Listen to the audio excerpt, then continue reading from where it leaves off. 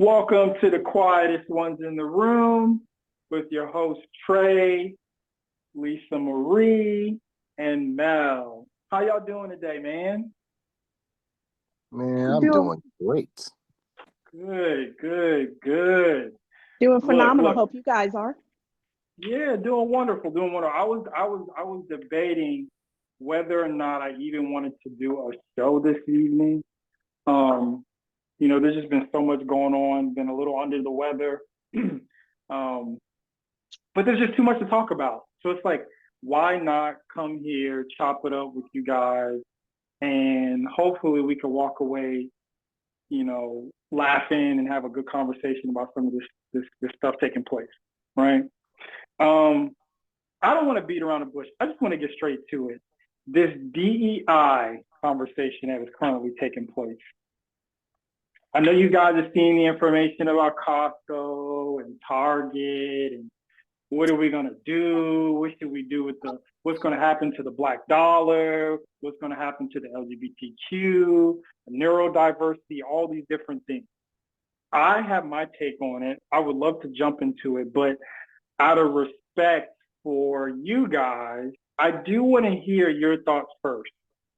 Whoever wants to jump in, kind of go through some of this fresh, some of these fresh ideas, or maybe things you've been thinking about for a long time regarding DEI, but definitely where things are now. Don't be shy. One of y'all can jump in. Goddamn. I mean, listen. I get why there is DEI in place. It's essentially a law. Like, we need it to be equal and fair for everyone. But I feel like the lack of having DEI in place still happens today anyway.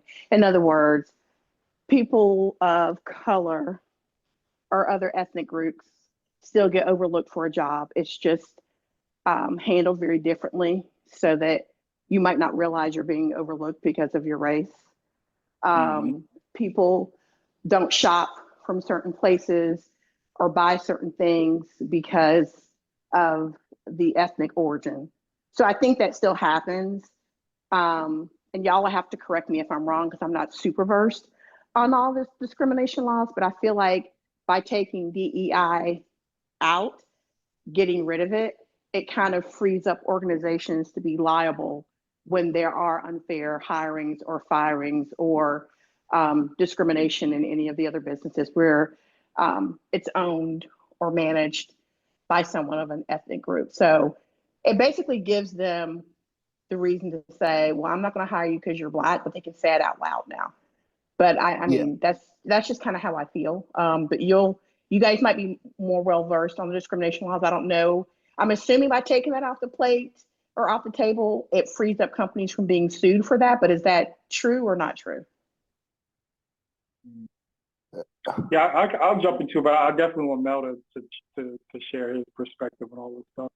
Nah, but answer Lisa Marie's question though. What was the question?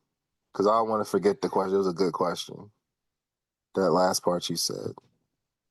So by taking DEI off the table, right? So by him saying that DEI no longer exists, does that, in the way of discrimination, does that free up companies and organizations, free up them from being liable for being sued because of discrimination? Yeah, I would agree with that. I would say this about it, and I'll let Tracy get to what he wants. I have a quick thought. I have no real thoughts about DEI. I never have, never will. Just from the perspective that I always viewed it like the Rooney Rule. Are y'all familiar with the Rooney Rule in the NFL? I'm not. What is that? Yeah, the brief thing about the Rooney Rule in the NFL, the Rooneys came up with a rule.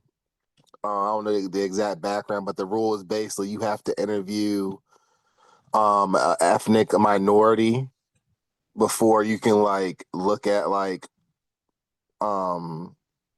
Caucasian, or you basically look at a Black, interview a Black person or a person of ethnic background before you can interview someone you want to interview.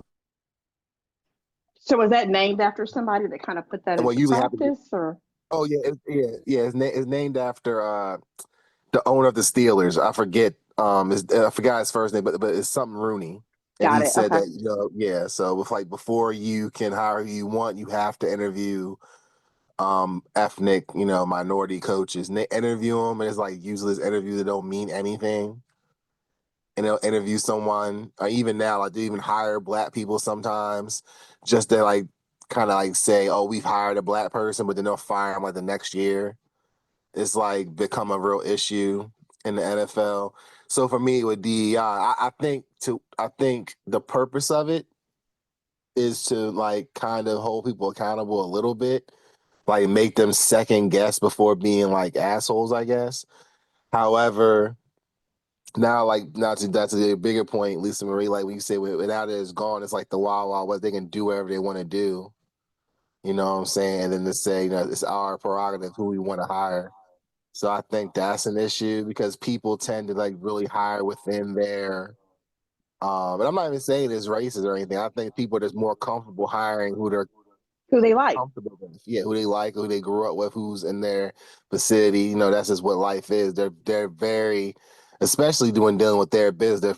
They don't want to go out and try new things per se. So I see both sides. Like it's not total. Real talk is really not totally racist, even though it is kind of. I feel like it is sometimes, but it's really not racist sometimes because people should be able to hire who they want. However, I don't think it's fair because you are limiting how you can better your company. You know what I'm saying? So it helps both people out. But that's my only thought on DEI. You know what I'm saying? I'm very interested to see how this affects us. Well, I will say this, Mel, in the way of DEI, though, there is one small morsel of it that I agree with, and that is I would rather be hired because of my talent or my merit, right? Yeah, And so sometimes absolutely. I do feel like, as a person of color, am I a DEI hire? Because I want you to know that I'm good at the job and I can get the Yeah, job done, not because you just have to hit a quota for the month. You know what I yeah, mean? absolutely. And I actually 100% agree with you on that part. Mm. Interesting. So to answer your original question, Lisa, about can you be sued? No, DEI is not a law. So, DEI has been around since the 1960s, and it really didn't take prominence as far as a household acronym until after George Floyd. And so it's really it became a social contract between companies and the public at large after George Floyd's death. Because, Really? because there was an uproar in the discussion about, potential wealth gaps, potential prejudices in the history of racism, and DEI, although it had been around for so long, it really didn't gain a lot of prominence until then. And it kind of developed around the world of the civil rights movement, which we do understand is a law. But it was never like when I always thought about DEI, me personally, to me, it always equals Black people. But what I've seen it navigate towards, which is Black people, LGBTQ, neurodiversity, Right.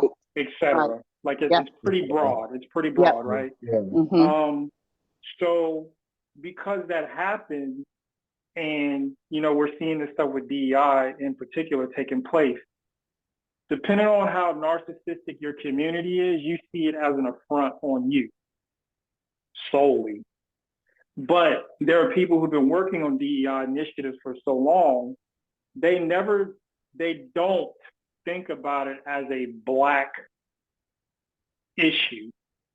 They think it as an all-encompassing issue in terms of incorporating diversity, equity, and inclusion for Black and brown people. There are a lot of Asian people who come here and have been a part of the DEI movement, et cetera, right? Absolutely. Correct. Yep.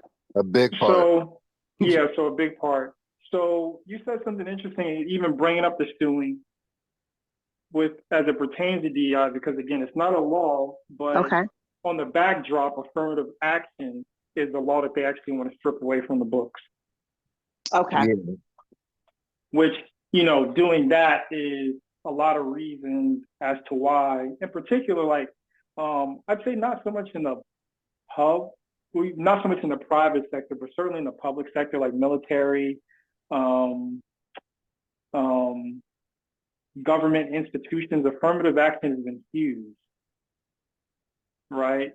And so, we do have additional legal rights as Black and brown people, and the EEOC, they really come into play when you're experiencing discrimination in employment situations. But DEI aside, there are rights in place that protect us from being discriminated against based on, color, creed, religion, sex, etc. Right? So companies aren't able to do as they will. There will still be laws in place that protect the employee. Okay. But it's an interesting thought because when it comes to, like right now, if you started doing a job search in the private sector and you're looking at your Fortune 100 companies, your Fortune 500 companies, you can obviously see the lack of diversity in the leadership, in the middle management, et cetera, right? Mm-hmm. And DEI really did, in words, say that it was going to change that. But here we are now, right? We are in a situation where, this is something that, along with many other rights that have been changed in the last, it almost feels like 48 hours. I was going to say a year. The rights that are changing, it's really starting to make some people feel uncomfortable, feel like their country doesn't care about them, that they're not being represented, and so on.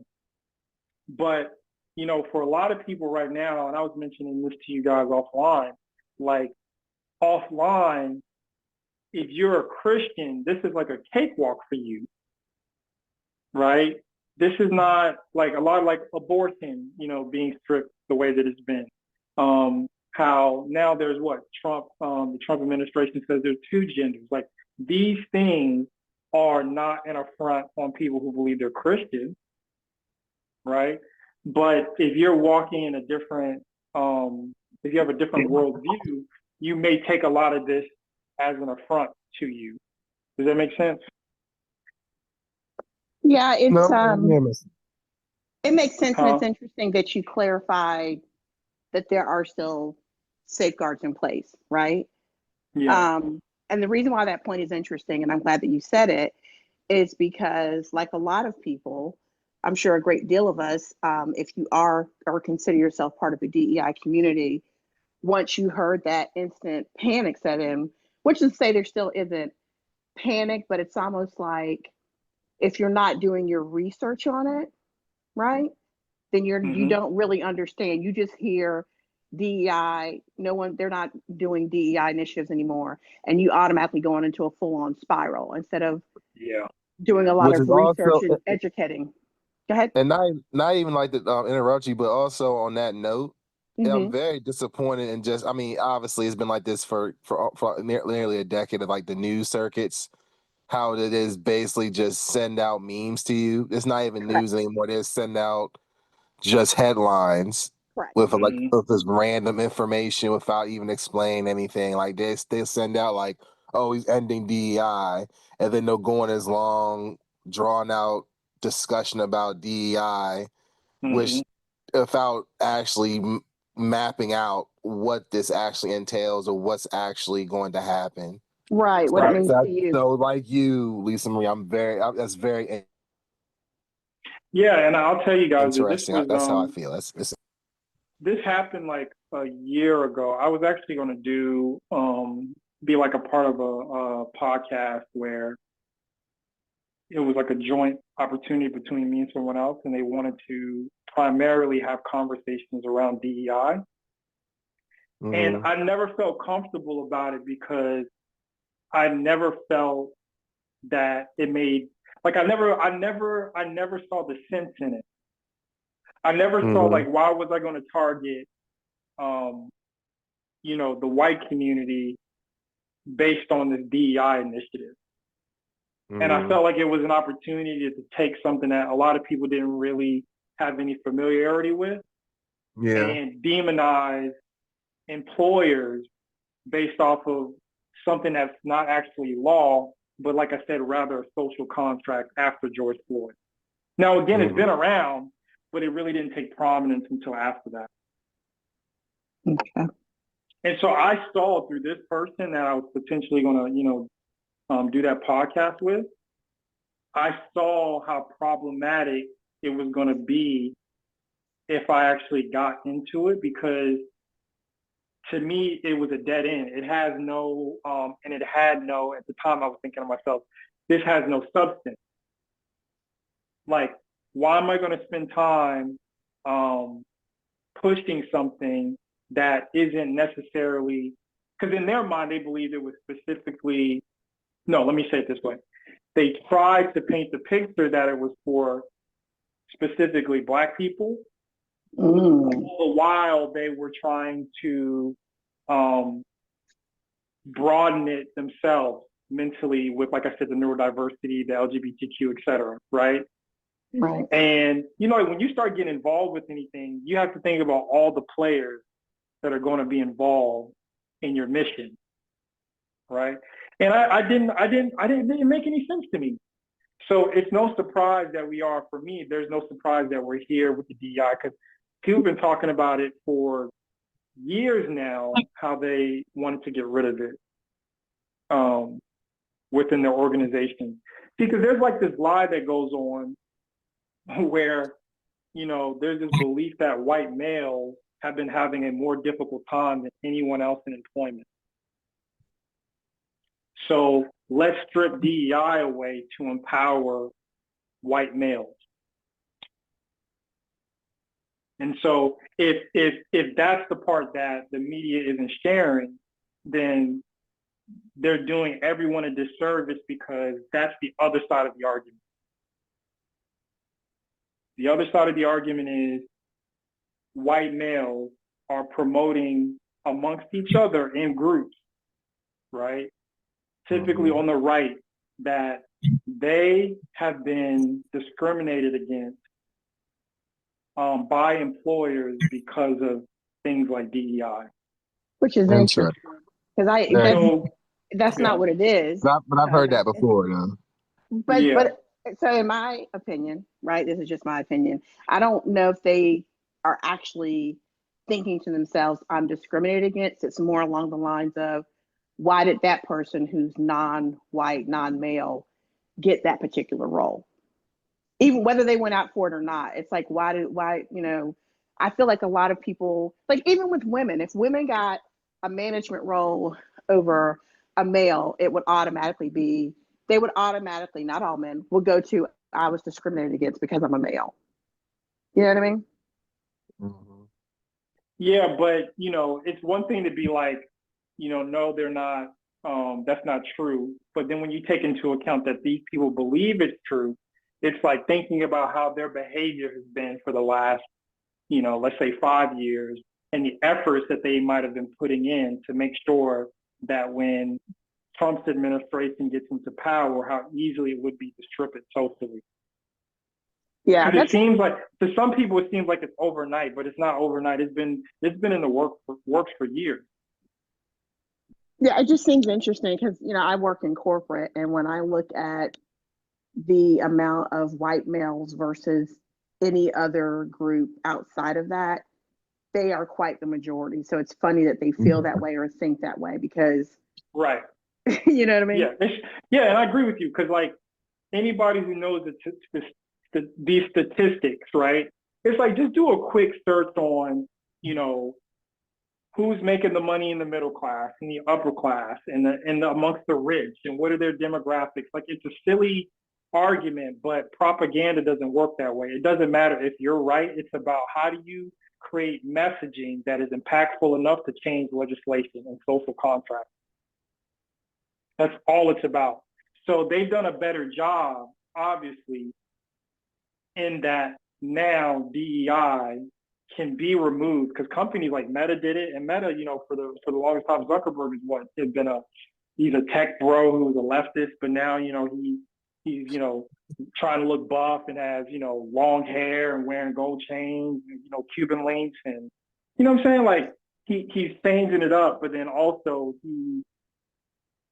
while he was on one side for so long, he stripped away DEI from Meta, and other companies have taken suit, but you have some of your most wealthy, Zuckerberg being one of them, and Elon, and so many others. You have so many of these individuals Bezos. who have been. I don't know if Bezos has spoken out on it yet.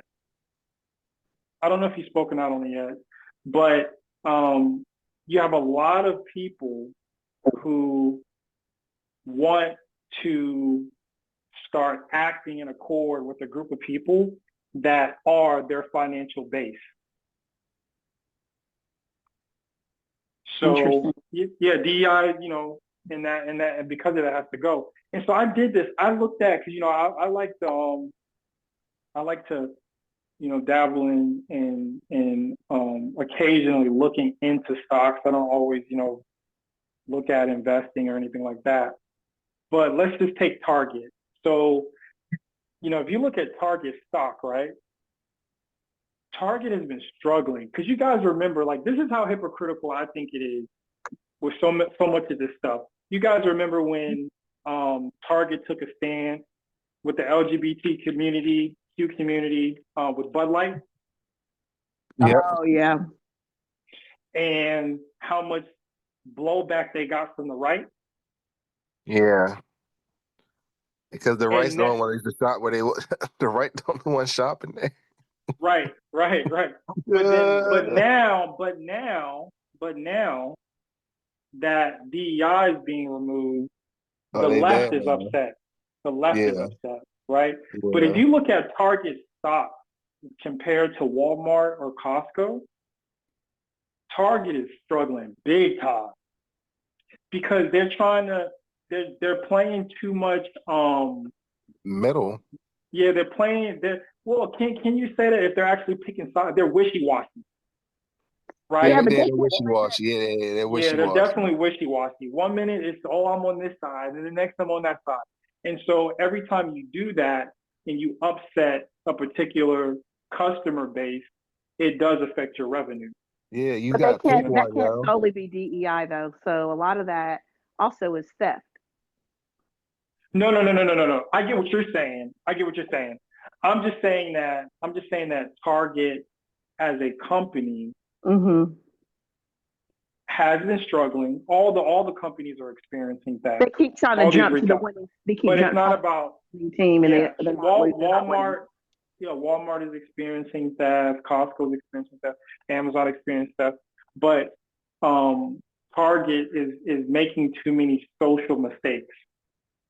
It's like they were able to outcompete places like Kmart, but now it's like, now that they got into a position of power, they're making some of the dumbest mistakes ever. It's like, stay out of the social issues and just provide us products that we want at an affordable price. I do not want to hear about your stances on any particular political issue. Make my bananas affordable and my eggs brown for $5 and below. You feel me? Like, I don't understand why Target keeps playing this game, when if they continue to play this game, they think that their company is struggling now. They may experience some bankruptcy. And I like Target. Yeah, I still go. Oh yeah, I shop at Target. So I don't want Target to fail. And to be honest with you, DEI is not going to stop me from, them doing whatever they want to do to that is not going to stop me from going to Target. My purpose, when I get my dollars and the purpose to use my dollars, are to find the place where I can get the most for my dollar. Exactly. Absolutely. That's Period. it. Period. I mean, I am a regular person. If you're listening to this, you're probably and likely a regular person and you're not wealthy. Use your dollar where it stretches the most. Yes. So you can save something. So you can hopefully retire one day. But to get into this political game for people who really don't give a damn about what you got going on, it's the silliest thing ever. And furthermore, I'm really disappointed with Ozempic Al-Sharpton. Oh my God. Wegovy Al-Sharpton. I really feel like the fat, obese, I guess he was kind of obese. I feel like the fat Al-Sharpton was actually way more effective than the Wegovy Al-Sharpton. Well, he was more humble. Yeah, he was more humble. Yeah, because he was fat, right? Yeah. It was like when he was fat, he was closer to God. I don't know what happened to this guy, man. Like this circus of going to Costco with 100 people, like it was impromptu. But then after it all, you've got 10 microphones in your face from local and national news stations.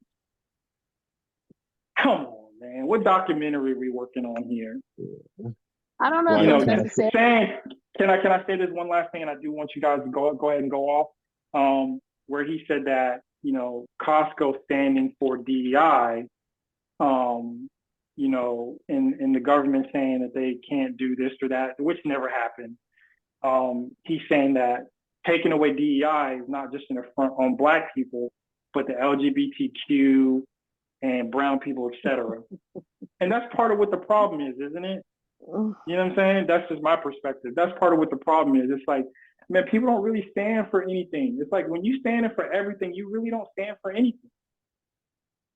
But anyway, I'm curious what y'all got to say. Because Wegovy Al-Sharpton is tripping. Yeah, when he got liposuction, like he lost his mind, man. No, he's just a really bad example because unless there is some sort of injustice done to the brown and Black community, outside of those, I never hear his name. So I'm not even sure what he's done. And so anybody listening, if you do know, forgive my ignorance. I don't know what he's done to positively impact us other than show up when there's some sort of injustice that's making headlines and he is there in attendance and in front of the cameras and at the front of the helm. So that's kind of my take on that. His claim to fame is really to bring light to social issues concerning Black people. That's his claim to fame. Like I know in 1987, like that's how he got. I mean, don't get me wrong, he followed after people, but he got really famous because he was the main one who publicized that Tawana Brawley rape allegation, which ironically was proven to be false.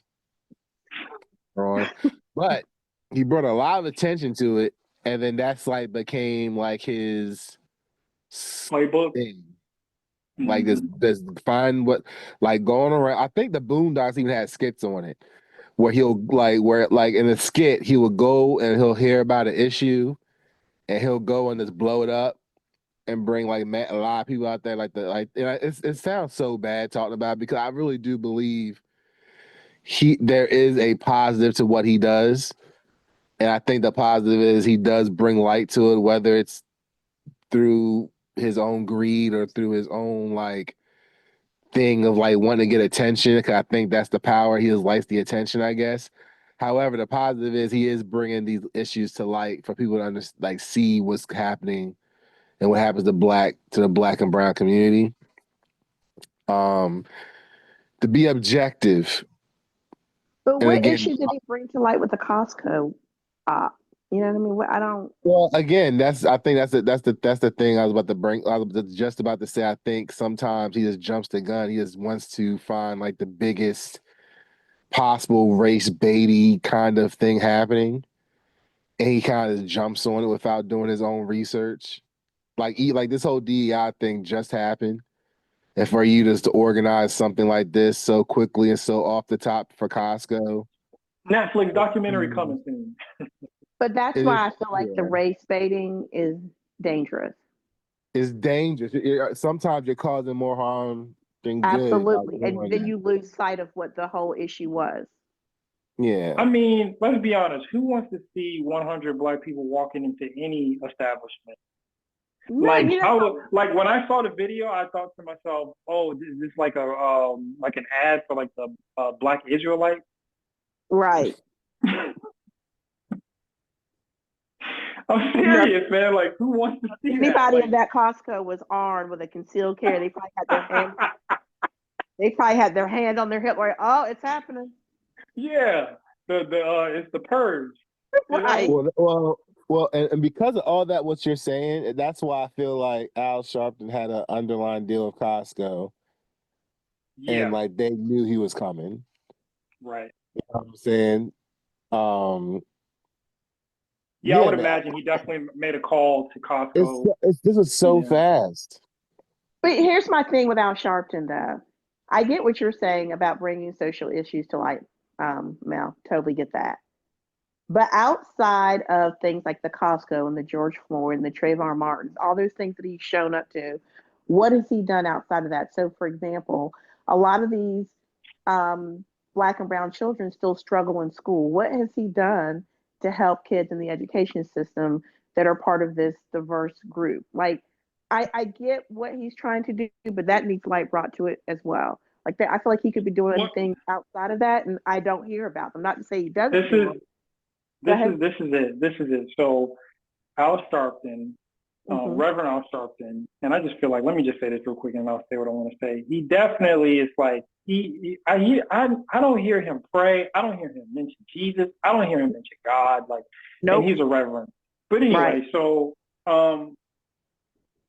what he has been able to do is he has become certainly one of the most powerful African Americans in the country, right?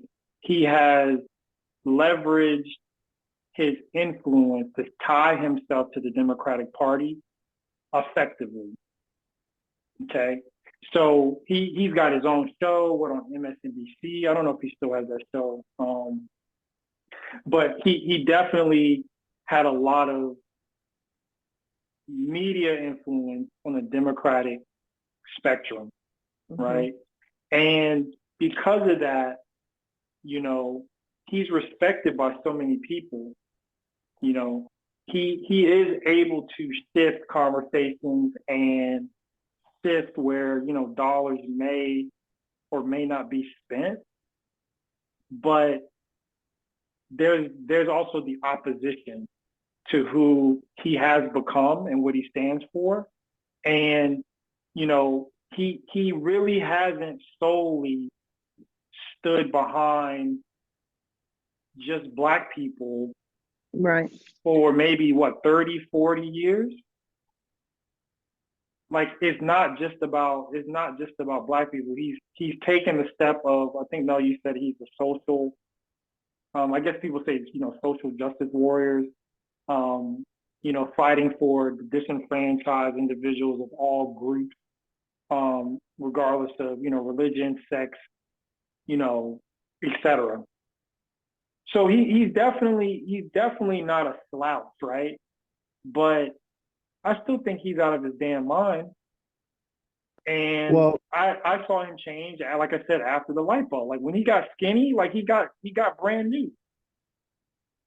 But maybe it was actually before he got skinny. When he was sick a little bit, he I started think acting. he sees himself more as a celebrity and not so much as a reverend.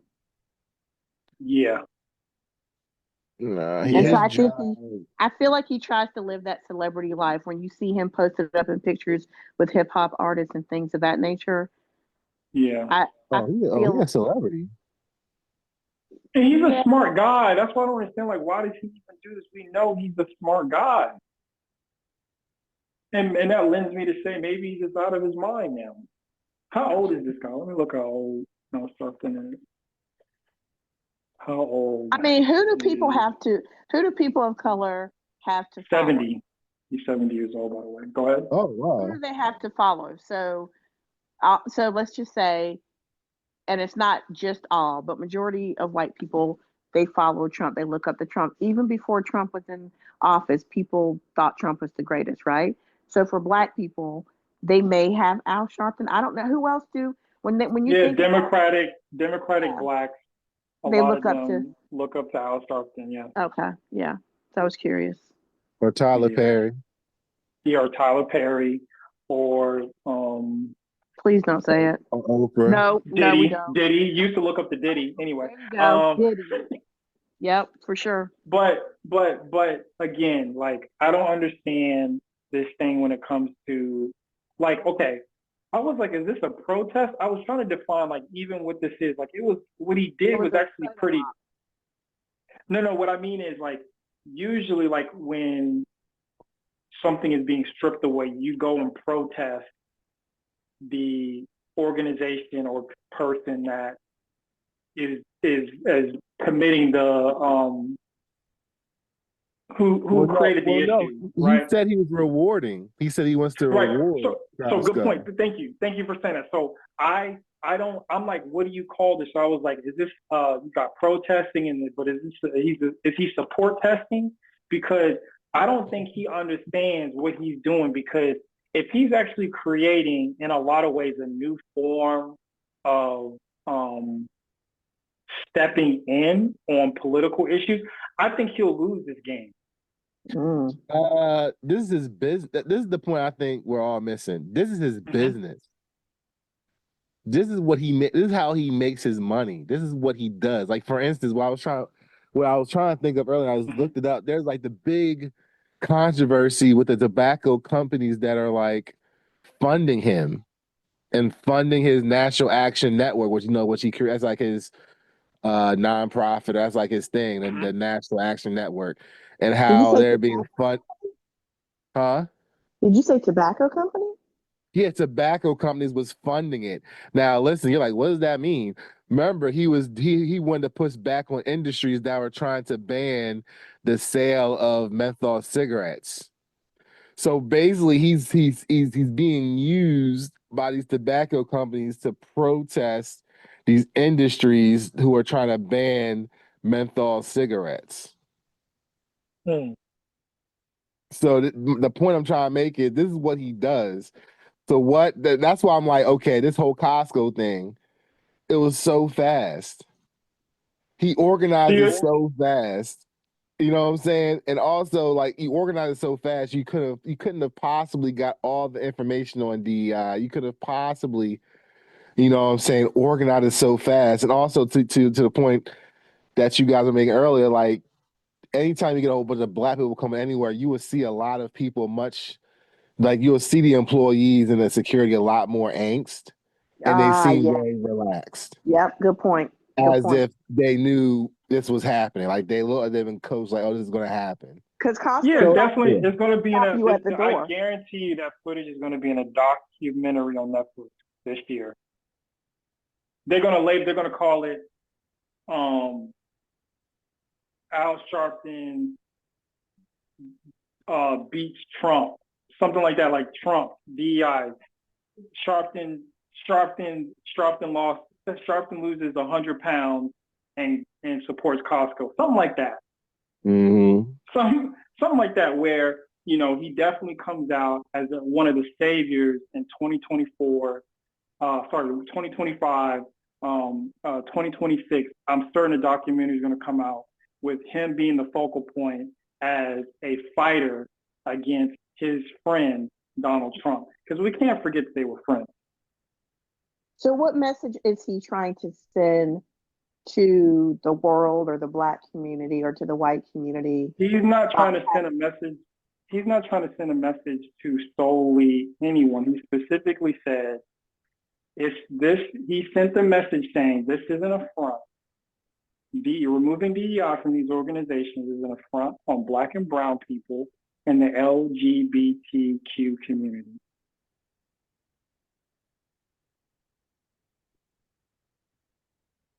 And what type of impact, if any, do you think this buyout, how do you think the buyout would affect corporate Sam's Clubs or BJ's? Would it even matter to them, you think? Because I think No, BJ's did come out and said that they were removing their DEI initiatives, if I'm not mistaken. listen, this is why I said I looked at the stock. So Costco, it doesn't matter. Costco stock has been going nuts since its inception. Because they have the best. Walmart, like what he did is like child's play. You know what I'm saying? Like he's playing like a small ball tactic. You know, that's why to me, like it's not really that it's offensive. It's just that I'll start them, man. Like, you know, it's just corny behavior, and the whole DEI thing to me is really an opportunity for some people to show the true colors once again. Yeah, just to say it out loud. You know, Yeah. yeah, that's all it is. It's really not that. It's really Right. not that deep. It's really not that Also, deep. crazy. It's really The not that deep. piggyback. I was going to piggyback. I was just saying about the DEI. Just thinking out loud for Costco. They get a certain demographic.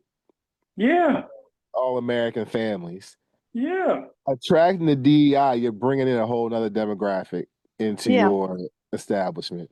Correct. And they don't need While it. at the same time not alienating your previous, demographic. So they definitely just some behind the scenes stuff happening. You know what I'm saying, with the great Al Sharpton. And I'm looking over his career. This is what he does, man. Like he does race based. Now again, I don't hate mind that. it. I don't mind. Again, it sounds so hypocritical, but I just don't mind it because again, he's bringing attention, whether that attention is positive or negative. It could be negative because you can make people deaf to what you're. But that's why I feel like he becomes so selective of what he picks. Like he picks a lot of sure things or a lot of sure atrocities sometimes. Even though looking at his career, he has picked some some bad situations where it's like turned against him, but. This is what he does, guys. I feel like we're thinking too hard about this guy. I think he's just a guy who just finds big news and just jumps in it. Yeah, I just personally wanted to talk shit about him because he's so skinny now. That's the only Yeah, reason I man. really wanted to talk about him. And he be But having some look, joints, man. this came out recently, actually in the last couple of hours, and I definitely know it's a fresh take. So I'm curious what you guys think about it. But so ICE, they've been going all over the country now. They say they're looking for criminals, you know, racking criminals up, putting them in carts, totes, and supposedly they put some criminals in a plane and tried to send them to Colombia. But en route to Colombia, the president of Colombia said, no, we're not going to accept them. And then after not accepting them in those planes, you know how much money it costs to fly those planes there and all this. Okay, logistically, it's crazy. So he says no.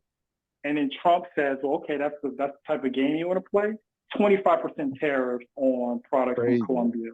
Crazy. And he said on top of this, a week from now, if they do not accept these immigrants who once again are labeled as criminals because it's a national security in America, that's why he's saying he implemented the tariffs. He's saying a week from now, if Colombia doesn't take these individuals, he's going to increase it to 50%.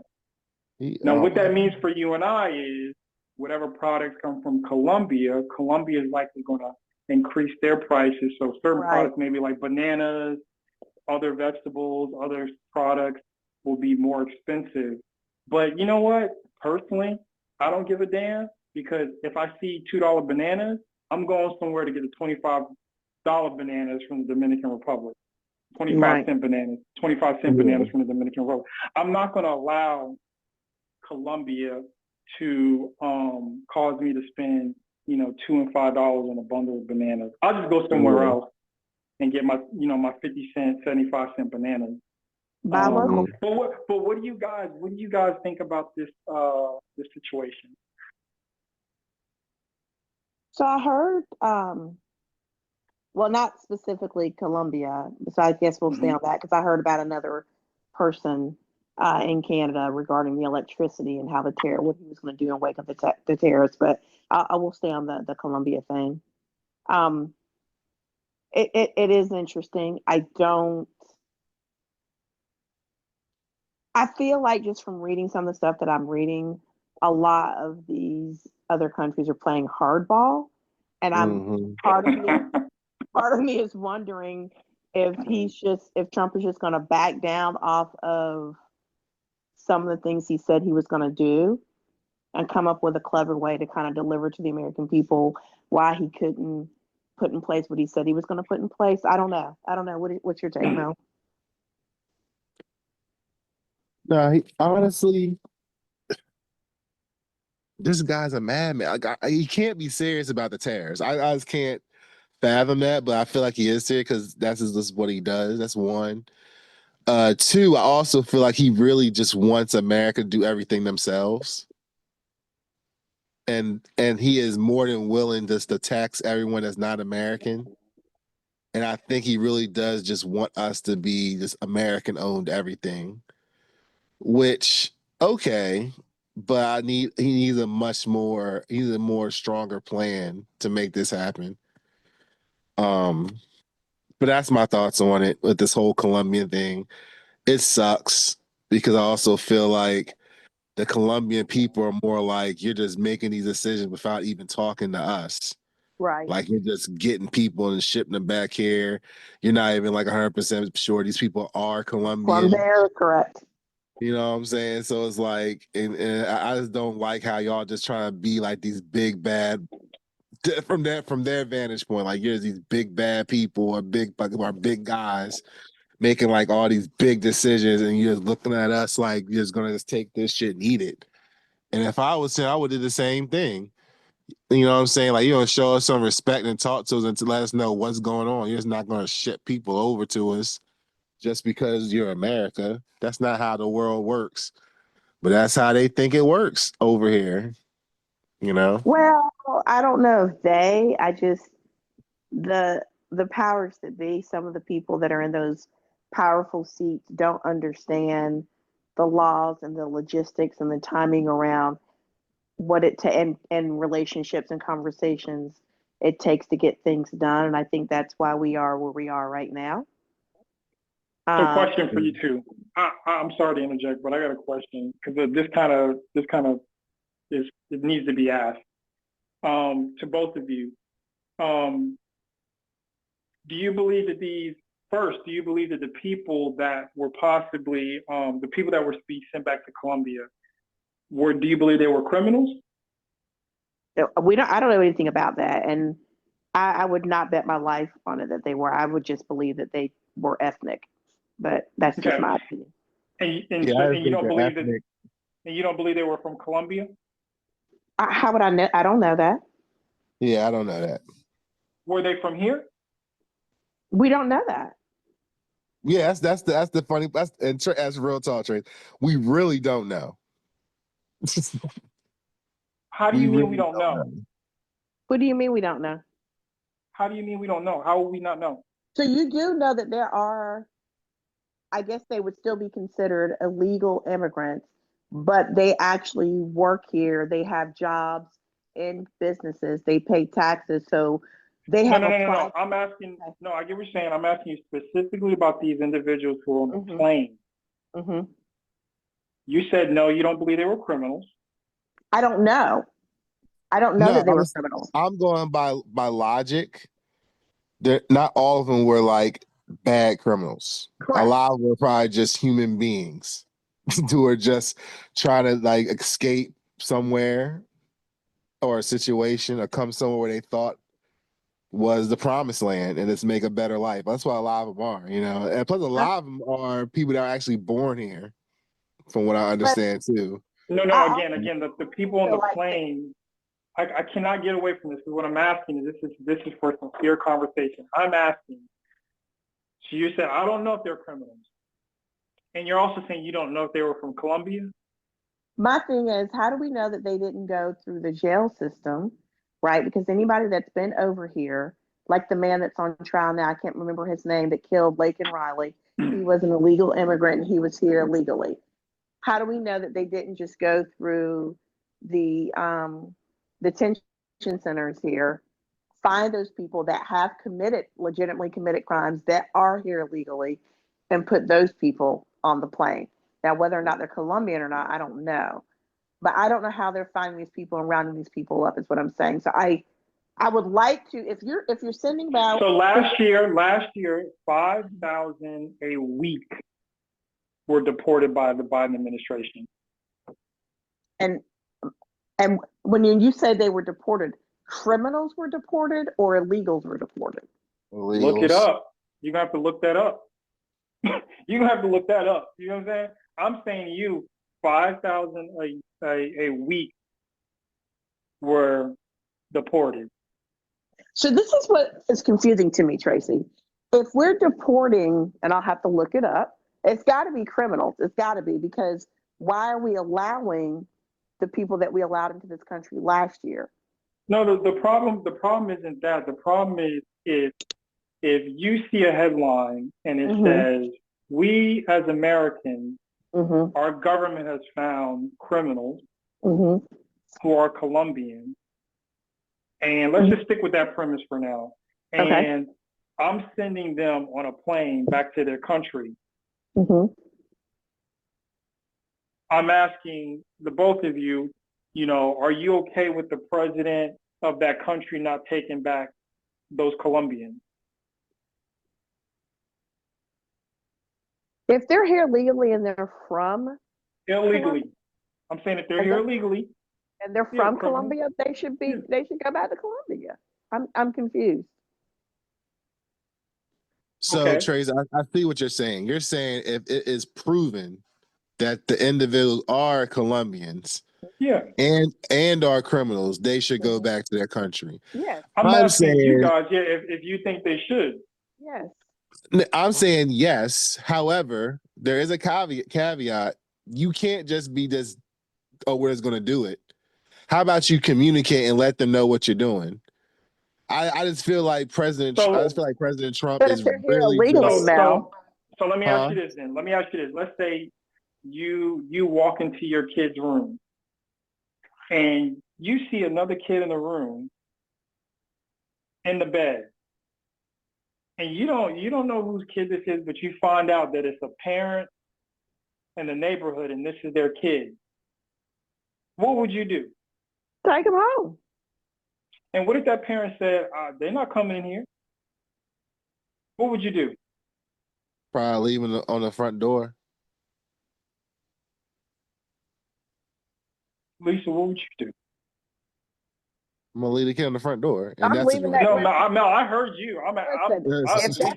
If that kid does not belong in my home and he has a home, whether or not your mommy and your daddy taking you back, you're gonna have to sit on the front porch till they open the door, because you can't come back over here.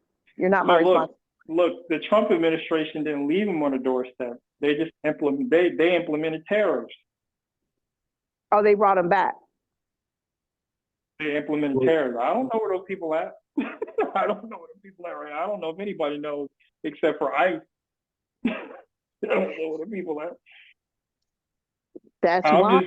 I'm just saying, going off the premise that if it's true, why would a president, and I'm kind of using the analogy of a parent, why would a parent not take their kids back? Or push the kids off onto somebody else's household? Why would you let that happen to your home? I'm just saying, I'm not disagreeing with you. I'm just saying, what if the parents are like, this ain't my kid?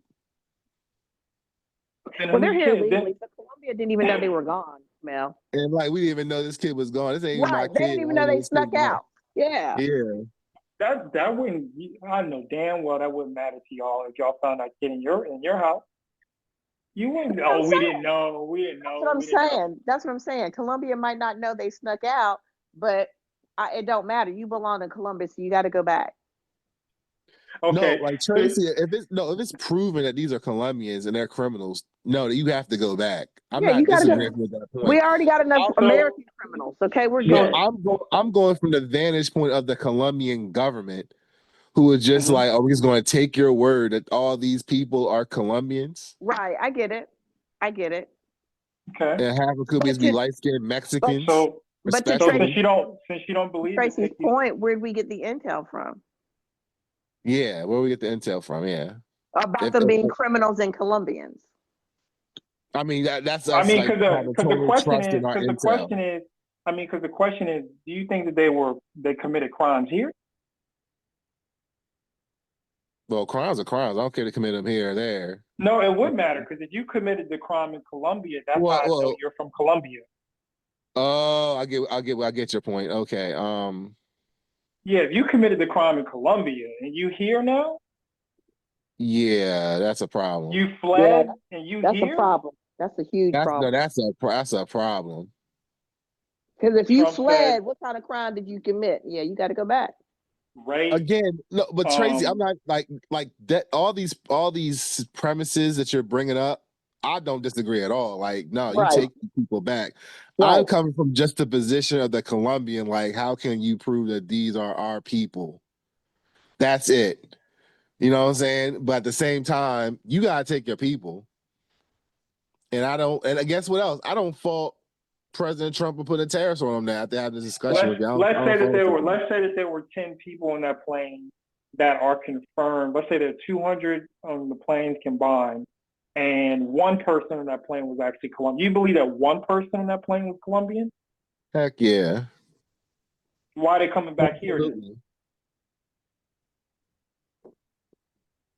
So I'm like, why are they coming back here? Because I don't think they believe that that's their people. That's my only reason why It's they it's don't want probably them. it's probably like the woman that's got the child that keeps running away from home, and she's like, "Well, fine, you can just stay." She don't want him back either, but that's your problem. You got to take that kid in. So okay, if you don't believe that if you don't believe that these are criminals or that they're from Colombia, we know that them terrorists are real, or is that not true? That's true. To be honest, what we should do is just like, do you ever see that movie Operation Dumbo Drop? No. I know what I thought that's what they were doing. Honestly, Mel, I did not because Tracy didn't realize. You think they should have just dropped them out the sky? Listen, I thought they were Yeah, putting parachutes on them and dropping them out. yeah, just drop them off. The Like same way they put anvils on their ankles and drop them out. no, not that No, barbaric. nah, I'm no. just saying, Just Put I them in like, didn't a keep them in their just crates and put a parachute on it. they were yeah, literally put on a going big to like a container yeah, like I yeah, and just drop them joints off. because that sounds like something he would do. But he would do Who that. who Trump, would do that? President Trump would But definitely do that. but he didn't do that. He brought them back. He didn't do it. Think about that. Think about that, right? He didn't do that. Look. Some people could argue to your very funny point. Now, some people would have said that would have been justified, but he put tariffs on them. So I could drop him at, like you said, yeah, I could leave the kid at your front doorstep, but the Trump administration is like, oh, I'll just do tariffs. And so now any country that doesn't want to take their people back, they risk tariffs.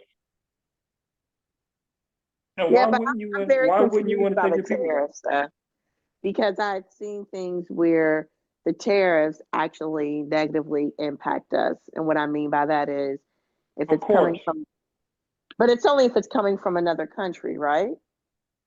I mean, So they driving actually have a our list of prices, things. it's driving our prices up. Yeah, so Colombia, like anything that comes from Colombia, they actually have like a list of a few things I'm looking at. So like, I drink coffee, so certain types of coffee.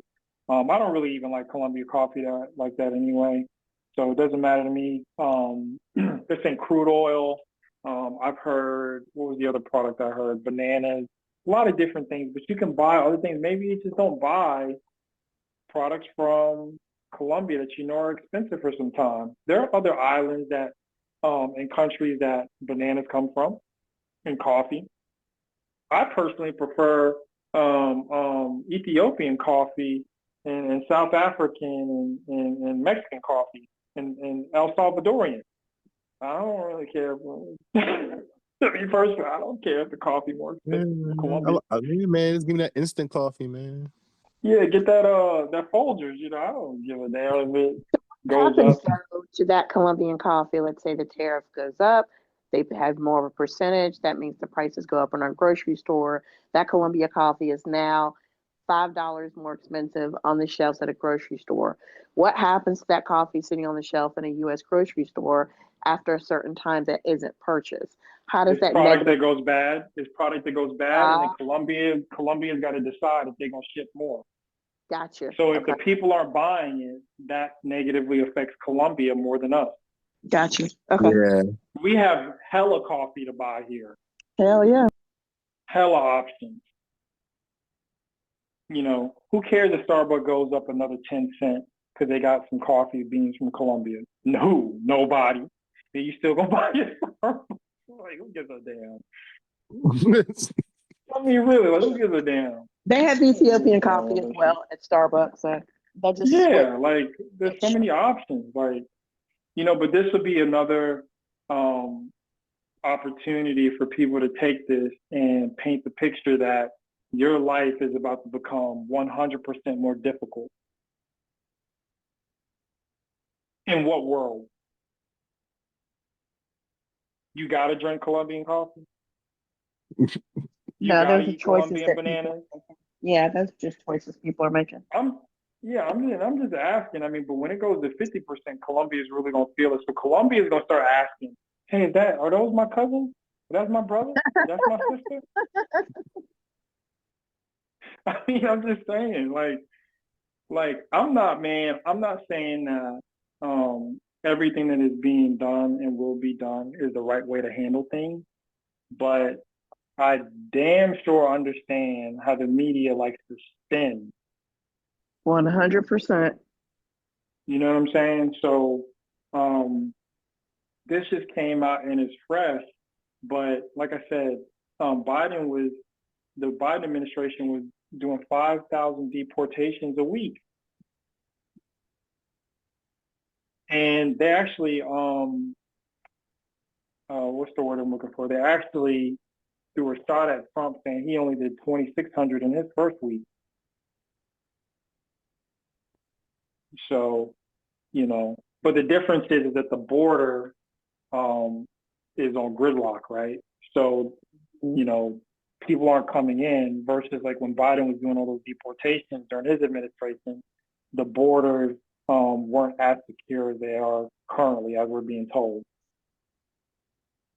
So allegedly there was an app that went Mm-hmm. offline, I guess the first day of his presidency. Yeah. What was that app again? Yeah, wasn't it something like it was immigration? basically the steps that you needed to take to apply or to check the status.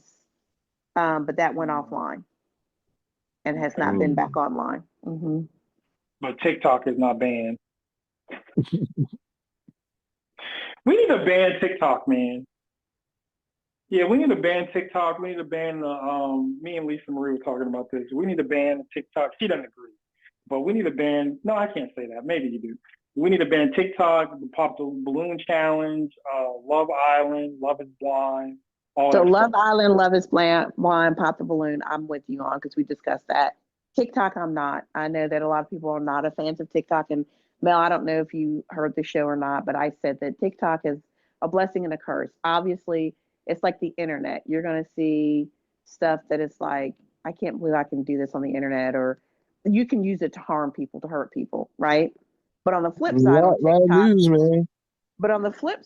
on TikTok, I have found out more about what's going on with the presidency, what's going on with the election, missing persons, DIY, more stuff that I'm seeing on the news. And I mentioned this to Tracy because whether it's written or they're on a live broadcast on television, all they're doing is regurgitating or washing and repeating cycle the exact same information and not giving us any more nuggets along the way. It's the exact same thing. And so some of these people that are following a lot of what's going on, particularly around this unprecedented presidency, I'm like learning more about those things because they're, you have some people that are like insiders or no reporters, and they're saying the things that are not being said on the news. And I personally feel like that's one of the reasons why they don't want us to have TikTok because Yeah, yeah, well, a I lot of people agree. started flocking to Red Note, right? And there was a governor, I'll have to Google it.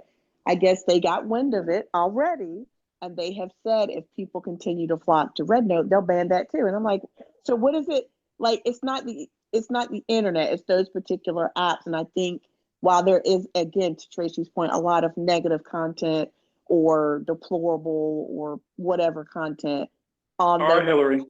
on those apps, there are nuggets of information, but it's also how you have your algorithm set up.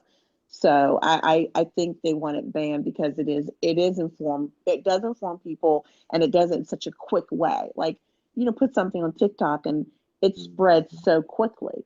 So, We want Don't to worry. ban. We want to ban. We want to ban because it's a sex trafficking hub. It's a terrorist organization you led by don't need terrorist that. organization. You need It, Roblox as a sex trafficking hub, but whatever. I'm talking about Don't worry, TikTok though. man. TikTok. Mark is working really hard on a new TikTok. Who? I said, Mark Mark, Zuckerberg. man, he working real hard on a new Nobody's TikTok. nobody's gonna get on that. Just like the new Twitter, and just like the. Nobody's gonna. Oh, Blue Sky. Yeah, nobody's No, gonna get. I was Nobody. talking about Threads, yeah, and Blue Sky, Yeah, nobody's gonna get on the new. TikTok. Yeah, they're gonna call it Micmac. That's why Reels aren't as popular. Although they're very similar to TikTok as far as you can do skits and put music to them. They've never Mm-hmm. been as popular as TikToks, and Reels is part of Instagram, which is part of Meta, which is Facebook. So good luck, Mark. I don't think it's going to take off. It See, could. I heard that the guy who created TikTok, he actually did like a devil seance, and he somehow like meditated and came up with the idea for TikTok and the algorithm. Oh, Oh that's wow, great. so cool. Yeah, that's so cool. Isn't that crazy? Yeah, Wow. I just completely made that up, but yeah, it is the devil's Well, work. I so what's our reaction was just I as your story, as your story. should have come Sounds up with a better story. Yeah, I should yeah, have come up with sounds a better. good. But that's not the Yeah. point. It's from the devil. Yeah, it's from the devil. I It's mean, a we got Trojan devils. horse. We have real devils walking amongst us. They're just wolves in sheep's clothing. So if you're worried about the internet, that's the last place. You need to be worried about what's in your real life, what's around you, before you be worried about TikTok. But that's just my opinion. What you talking about? A lot of people spend most of their real life looking at the TikTok screen. A lot of It, people. okay, to your point, yes, but then those are the same people that are actually in your physical space, and they're only there to do you harm. So you need to be more worried about what's in front of you, because to my point is they could be looking at something on TikTok that you would never even entertain, right? So you're not Is on the it? same wavelength as them. Is it?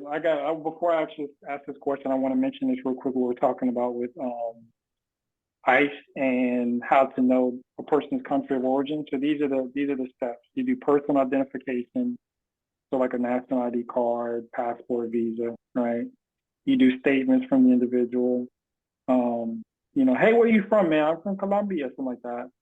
They do biometric data, so fingerprints, facial recognition to cross-check international databases, including Interpol agreements with foreign governments, collaboration with foreign governments. Hey, man, this your cousin? Yeah, that's my cousin. Something like that.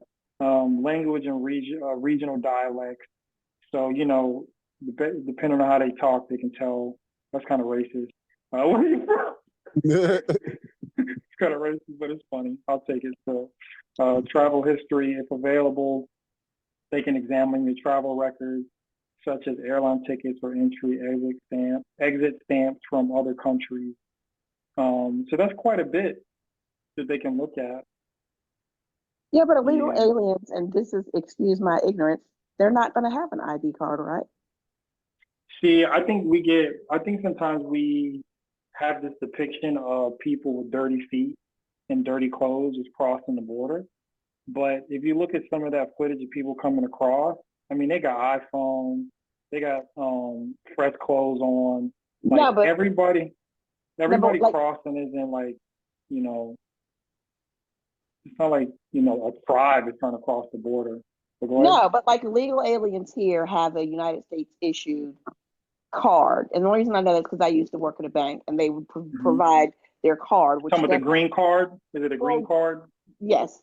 So if Mhm. you're an illegal alien, whether you came over in fresh kicks and an iPhone, you still might not have a green card. So where are they getting the ID card? How are they verifying that they have it? That's my question. That they have an Tim ID card. Apple. They got it from Tim Apple. They got it from Tim Apple. Tim Apple. ID card. I set They myself went. up. They got the ID card from Costco, something like that. But no, in all seriousness, I wanted to ask a question about TikTok. This is a serious thing I want to ask. Okay, Mel, Lisa, Marie, y'all ready? Mm-hmm. I mean, isn't it obvious that if a guy is, because you know relationships are important, right?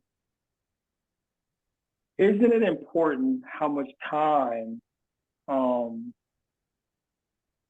someone is interested in spends on social media? Like, what's the threshold to let somebody know like this person is likely somebody you should pass on? Like, how many hours of TikTok is too much time for somebody to take somebody, you know, less serious or serious? Like, if a person doesn't have TikTok, should they like be seriously considered as a potential partner, or is it like 2 hours or more?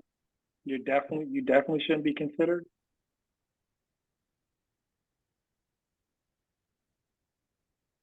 One of y'all can I take mean, a stab at it. it's a weird question, but I mean, It's it's a fun no, question. no, it's a weird question. And this is what I mean by that. So you have people that look at TikTok for entertainment.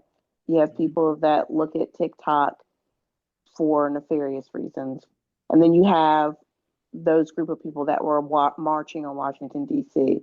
I did not realize there were that many people, but you have a lot of people that will spend 8, 9, 10 hours a day on TikTok who are called content creators and they are monetized. Now, I don't know a lot about the monetization in the social media world, but from my understanding, monetizing on TikTok is nothing like Facebook or Instagram or I can't think of the other one off the top, Snapchat or whatever. But people are actually surviving and having livelihoods. And what I mean by that is they're buying cars, they're buying homes, they're going on vacations. It's basically their 9 to 5. So are you talking about the 9 to 5 people that are creating Yeah, content? I'm talking about your everyday average person. Like, how much time is too much time spent on TikTok? Like, when, like, you know, if you're a woman and a guy's on TikTok for more than 2 hours a day, is that like a no-go? Well, if That's you're in a Is silly. that a red flag? Is that a red Yeah, if flag? you're in a relationship, it doesn't have to be TikTok. It could be any social media. If social media is taking up more time in your relationship than your time with your partner, it's a red Mhm. flag. So How that's, many hours? How many hours a day? I mean, here's my thing. If I'm out running errands and my maid is on TikTok while I'm out running errands, then so be it. If I come home and I've got groceries and I'm putting up groceries, I'm making dinner, we're getting ready to, and you're still on TikTok, that's problematic. But I don't think, I would like to think, like for me, I don't look at it every single solitary day. I don't have I time think to, if I I don't think have if you time spend more than 1 minute on TikTok, it's a red flag. well, I guess I'm a walking red flag then. Watch my flag wave. Red flag alert, Red flag gentlemen. alert. That would be me. Wrong way, gentlemen. Wrong way. Do not pass go, gentlemen. For you, but not Um, for others. But go ahead, continue. no, I think this is a fun conversation. Now, I'm curious. How much time spent do you think is too much time spent on TikTok? Like Lisa Marie said, it's also if that's again, I'm also a dude, so as a dude, we're more chill. I feel like Mm-hmm. as a dude, we don't really care how much time you're on there because in essence, that's just more time for us to go do what we want to do. Mm-hmm. So I really don't care how long you're on there, as long as it's not like at nighttime when I actually want to hang out with you. But let me also say, like, I'm a grown up to an extent, whereas like I don't really know what TikTok is like that. And my wife doesn't have a TikTok at Mhm. all, and she doesn't go on TikTok at all. She's a Instagrammer person, and Mhm. I'm just like an older person that just likes to watch NBA basketball. So, as far as TikTok is concerned, back to TikTok, I don't care. Mhm. I really don't care. Understood. So your wife in particular, she's not on the terrorist organization known as TikTok. Understood. Got you. Okay. No, Okay. no, yeah. She actually doesn't want to be involved with TikTok. Yeah. She Understand. has her thoughts about it. Lisa Marie has decided that she would enter the gates of Sodom and Gomorrah and engage in the lasciviousness and the unsavory environment. Listen, Lisa Marie is going to do Lisa Marie wants to do. So as long as I'm not causing myself any detriment or So harm Lisa or my Marie, please friends enlighten or us on family, what Lisa Marie, please enlighten us on what it is like in Sodom and Gomorrah, listen, aka TikTok. listen, I don't know. Like, for example, tomorrow is Monday. Monday's a Mhm. crazy day. If I even get to TikTok, it won't be until later in the day. Not until I'm ready to go to bed. What can one expect to see on in Sodom and Gomorrah, aka It TikTok? depends on what's on your algorithm. Whatever you set up your algorithm to be is what you'll see. What do you mean set up your algorithm? So I guess we're going to act like we don't know what algorithms are because I know you have social media. So the algorithm that you have on your other social media works pretty much the same way it does on TikTok. So what was it Just that you said? What you said a couple of seconds ago? just imagine that I do not know what an algorithm is. Okay, so just what you said a couple of months ago Mm-hmm. on the show, whatever it is that you watch or view, it Mm-hmm. recognizes it and pours more of that into your feed. So for the listeners that don't, for the Oh, listeners, okay. so for the listeners that don't know, I am a dog person. There, there's a TikTok page called The Said Life, and if you've ever seen it, it's these two little wiener dogs, and the owner cooks for them, but it's like the mini stove, and anyway, it's a very cute. So anyway, I get a lot of dogs pet material in my feed. I get a lot of DIY in my feed. And then I get a lot of the political stuff that I've been following. Can I find all that other stuff if I go and search for it? But that's not in my algorithm. So whatever it is that you are ingesting is what will continually show up on your feed. And with TikTok, it can be local too. So I've seen a couple of Raleigh news stories actually pop up on my feed and TikTok because um, of the zip code that I have set up. So you get your heart's desire on TikTok. I don't. Whatever your eyes desire, your heart desires, you see it on Yeah, TikTok. that's a bit much calling it desires, but as far as entertainment, yeah. Like for example, you mentioned pop the balloon. If I Mm-hmm. want to see a pop the balloon, I have to. They're on TikTok, but I have to actually go look for it. It doesn't come up in my feed. The only reason that I went to look for it is because one of my friends was talking about it. So I searched it, and that's how I discovered that they have other pop the balloons in different regions as well, not just here in the states. But I saw how ridiculous it is, and I'm glad it's not in my feed. But yeah, that's on TikTok as well. I just don't choose to entertain myself with that. I think that Pop the Balloon was created by Satan himself as well. Probably are the same people that Yeah. create these podcasts that divide men and women. Yeah. Yeah. But sometimes you got to divide men and women because, like, some women Well, should not be around some. in a negative light, right? So I've not seen any of, and you know, the podcasts I'm talking about where they talk about positivity amongst couples. And this has nothing to do with race. This is just about units, family units, couples, healthy relationships. I don't recall any podcasts about that. So those are the podcasts that um, seem to do a lot of numbers on Yeah. YouTube and such. I don't know why. I feel like that's negative information to consume, but it also creates, well, I don't want to say it creates conversation. It creates further divisiveness because people start fighting in the comments about it. So it's stupid.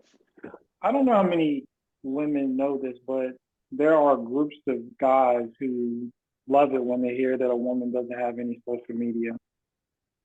There probably are. And there are groups of women that like it when men don't have social media. Why?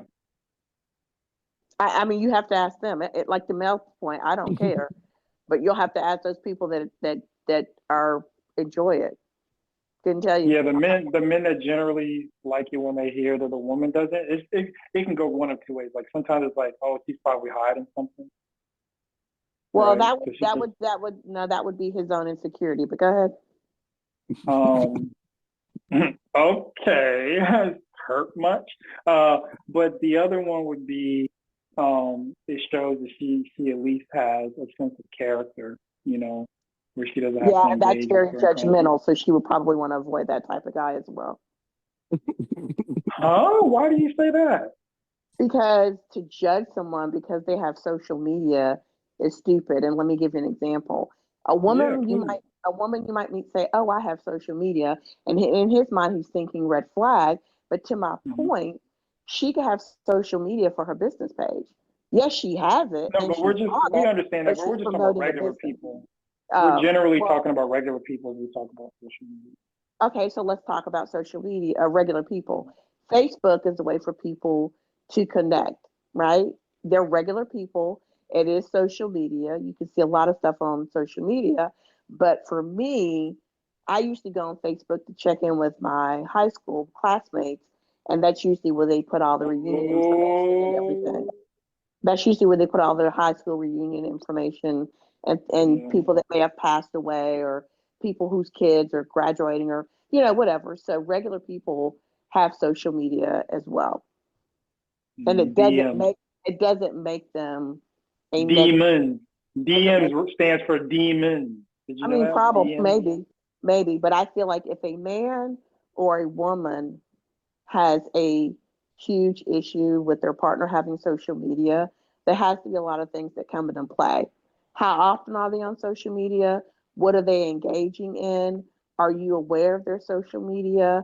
If it's not nefarious and it's very innocent, then maybe the man or the woman has some insecurities that their mate has social media. I find it interesting that people say social media breaks up relationships. And it's the same thing as saying It does. guns kill people. Guns They don't kill do. guns don't kill people. People kill people. And social media, for example, a man sliding into a woman's DMs, that was him sliding into her DMs. That's not social media. So if a man and or a woman don't have enough control over themselves to slide into another person's DMs and you're in a relationship, you can't blame social media. You need to blame that man or that woman for not having any kind of composure or character. That's not a social media thing. Ooh. That's like saying, And I agree. huh? And I Somebody got a little agree. testy in that last statement. So No, let me ask. I'm not testy. It's just I think it's highly judgmental to say that someone that has social media is a red flag. That's all I'm saying. So let me ask you this. I'll kind of this is what I find interesting. Maybe this will frame it. So at what age would you advise parents allow their children to engage with social media? Listen, I don't that's not my ministry. I People love it. parent So at what age would you people would you parent have their let kids your however. so I'm glad you're saying that. So at what age would you have let your child participate in social media? Um I'm trying to think at what age Like Logan got his TikTok. What at what age would you have allowed your son to participate with TikTok? I mean I don't I TikTok, I don't follow a lot of kid content. So let me think. I see a lot of adult content and DIYs. Maybe 16, 17. I don't know. I don't know. Why? Why? Why that old? I was gonna say 13 to 16. Yeah, 13, 16 for you, Mel? Okay. I just feel like Why that age though? Why I later? just Why feel not like 5, I 6, just 7, 8? I just feel like the things that they would see on TikTok are Mhm. things that are already being discussed amongst peers, what they normally talk about, whether it be fights, girls, boys, cars. That's the kind of stuff you're going to see on TikTok. So it's Mhm. not anything different than what I would have been around at 16 in school. They're just seeing it online. That's your justification that they would see more of what they already talk about? No, that's not what I said. I said I don't think it would be any different than what they already are Yeah, that's what I consuming. said. Yeah, That's they're what I already said. consuming. But to that point, why not? Why not? You're not answering why not. I just Why think not? that you just don't. I don't want to shelter my child from anything. Yeah, like You know what I I'm mean, saying? Just in general, I just think yeah. that this is a tool. It can be a tool. It can be Mhm. a detriment. You know what I'm saying? Like I think the analogy that Lisa Marie used earlier with the gun was right on. Like guns don't kill people. People kill people. Like you have to teach your child how to navigate through this world, man. Or he's And just going, or they're just going to be lost. So I just think, honestly, I was actually thinking while y'all were talking about this, should it be like 11? Should well, it and be to your early? Should it be like what they do with Instagram, like have like a child kind of arena? But no, let's go back real quick because Lisa said earlier, she said she brought up the word judgment. So why yeah, not? Why but my not thing is, sooner? but to my point, because a 16-year-old obviously is older than a 10-year-old, so they've been exposed to more. But you can't blame social media. It's how you parent and the relationship you have with your kid to the point, to that point. I don't know if you guys are familiar with DJ Academics. He and a couple of other dudes were trolling a 15-year-old online this weekend. And the way that that 15-year-old handled himself, you could tell that he has had conversations about the internet and how to handle himself at the age of 15 when it comes to certain things, because they were talking about sex related things. So it's not anything at 13, 14, 15, 16, to your point, Mel, that's not already being talked about. What on TikTok is not anything that a 13, 14, 15, 16 year old can't go to the World Wide Web and pull up. You just don't like TikTok, and that's fine. But whatever you find on TikTok, they're going to have access to on the internet. They're going to have access to through one of their friends who might be a little more fast than them. That's all I'm saying. I don't get it.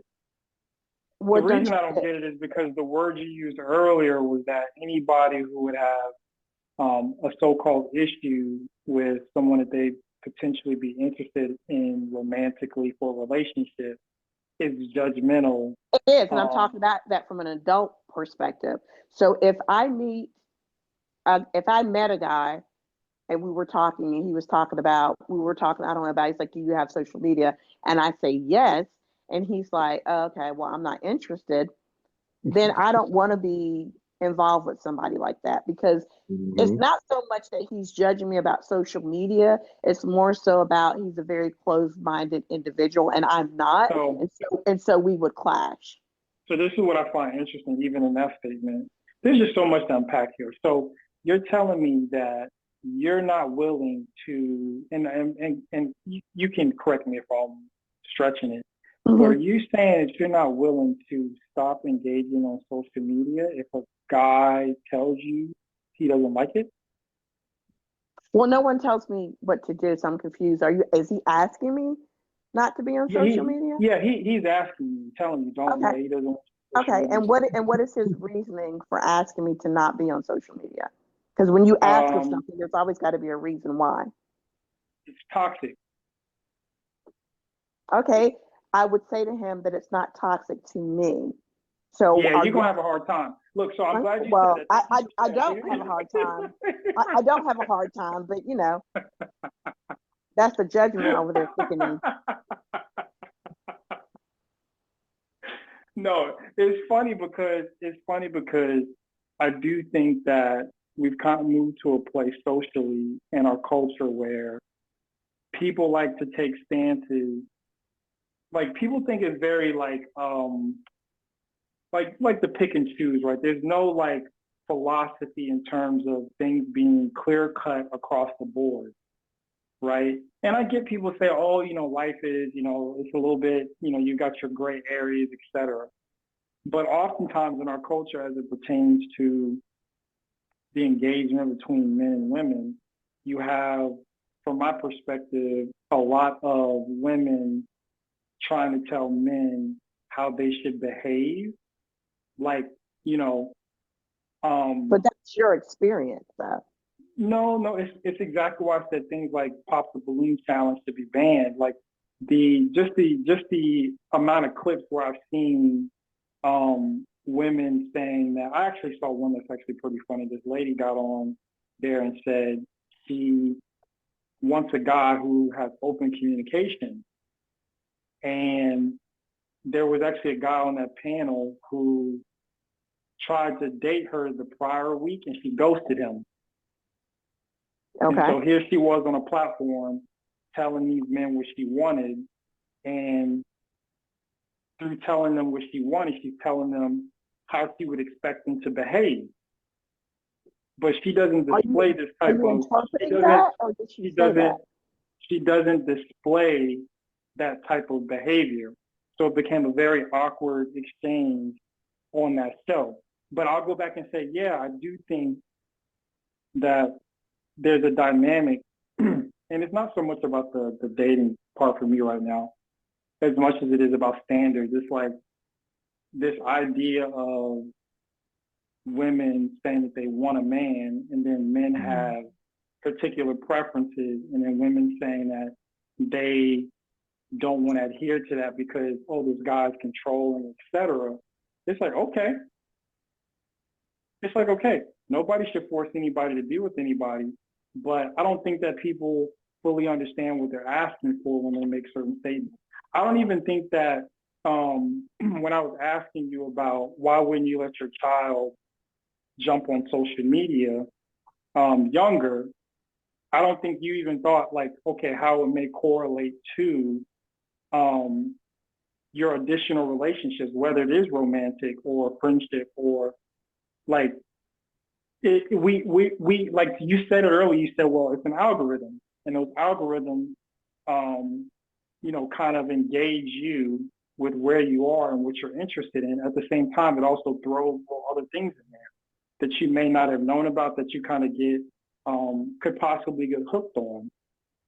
So I don't care. I don't have TikTok. It doesn't matter to me if people engage with it outside of my household. But what I would say is, for anyone that enjoys being able to curate their exchanges with people and their environment in a more meaningful way, they should be conscious about what type of platforms they engage on. Mm-hmm. So yeah, the comment that I hear a lot of men like you make is that if there is a negative connotation, for example, the pop the balloon challenge, and I think your words were telling him, I think you were assuming, because I don't think she actually told the man how he needed to behave. I think in her answer, the assumption was made that's what she was doing. That is your brain. No, that's what I'm taking from your comments. No, listen, but no, hold on. I said that men, I'm telling you, men will take it as you telling me how to behave. So my question to you is, not all. Don't you find it dangerous when men, not all, take the analogy that you took and make it about all women? Because this is specifically what I was saying about the podcast, right? So if there are some people that don't have the discernment to think, okay, I'm going to meet an individual and I'm going to get to know this individual. They're going to take, oh, I saw this podcast and this podcast was really drilling home. If a woman has social media, she's a red flag. And so they're going to interact with that woman that way. So I feel like the same way that you're saying. You must empower men that believe that. Yeah, I think that's very dangerous because. Yeah, those men must be empowered. They're also going to push what could be a potentially good woman for them. That's because fine, though. And that's not true. That's not That true. is true. As a woman, That's I not think I true. can say, as Because a woman, that's true. a good woman for a good man is the woman who's willing to listen to him.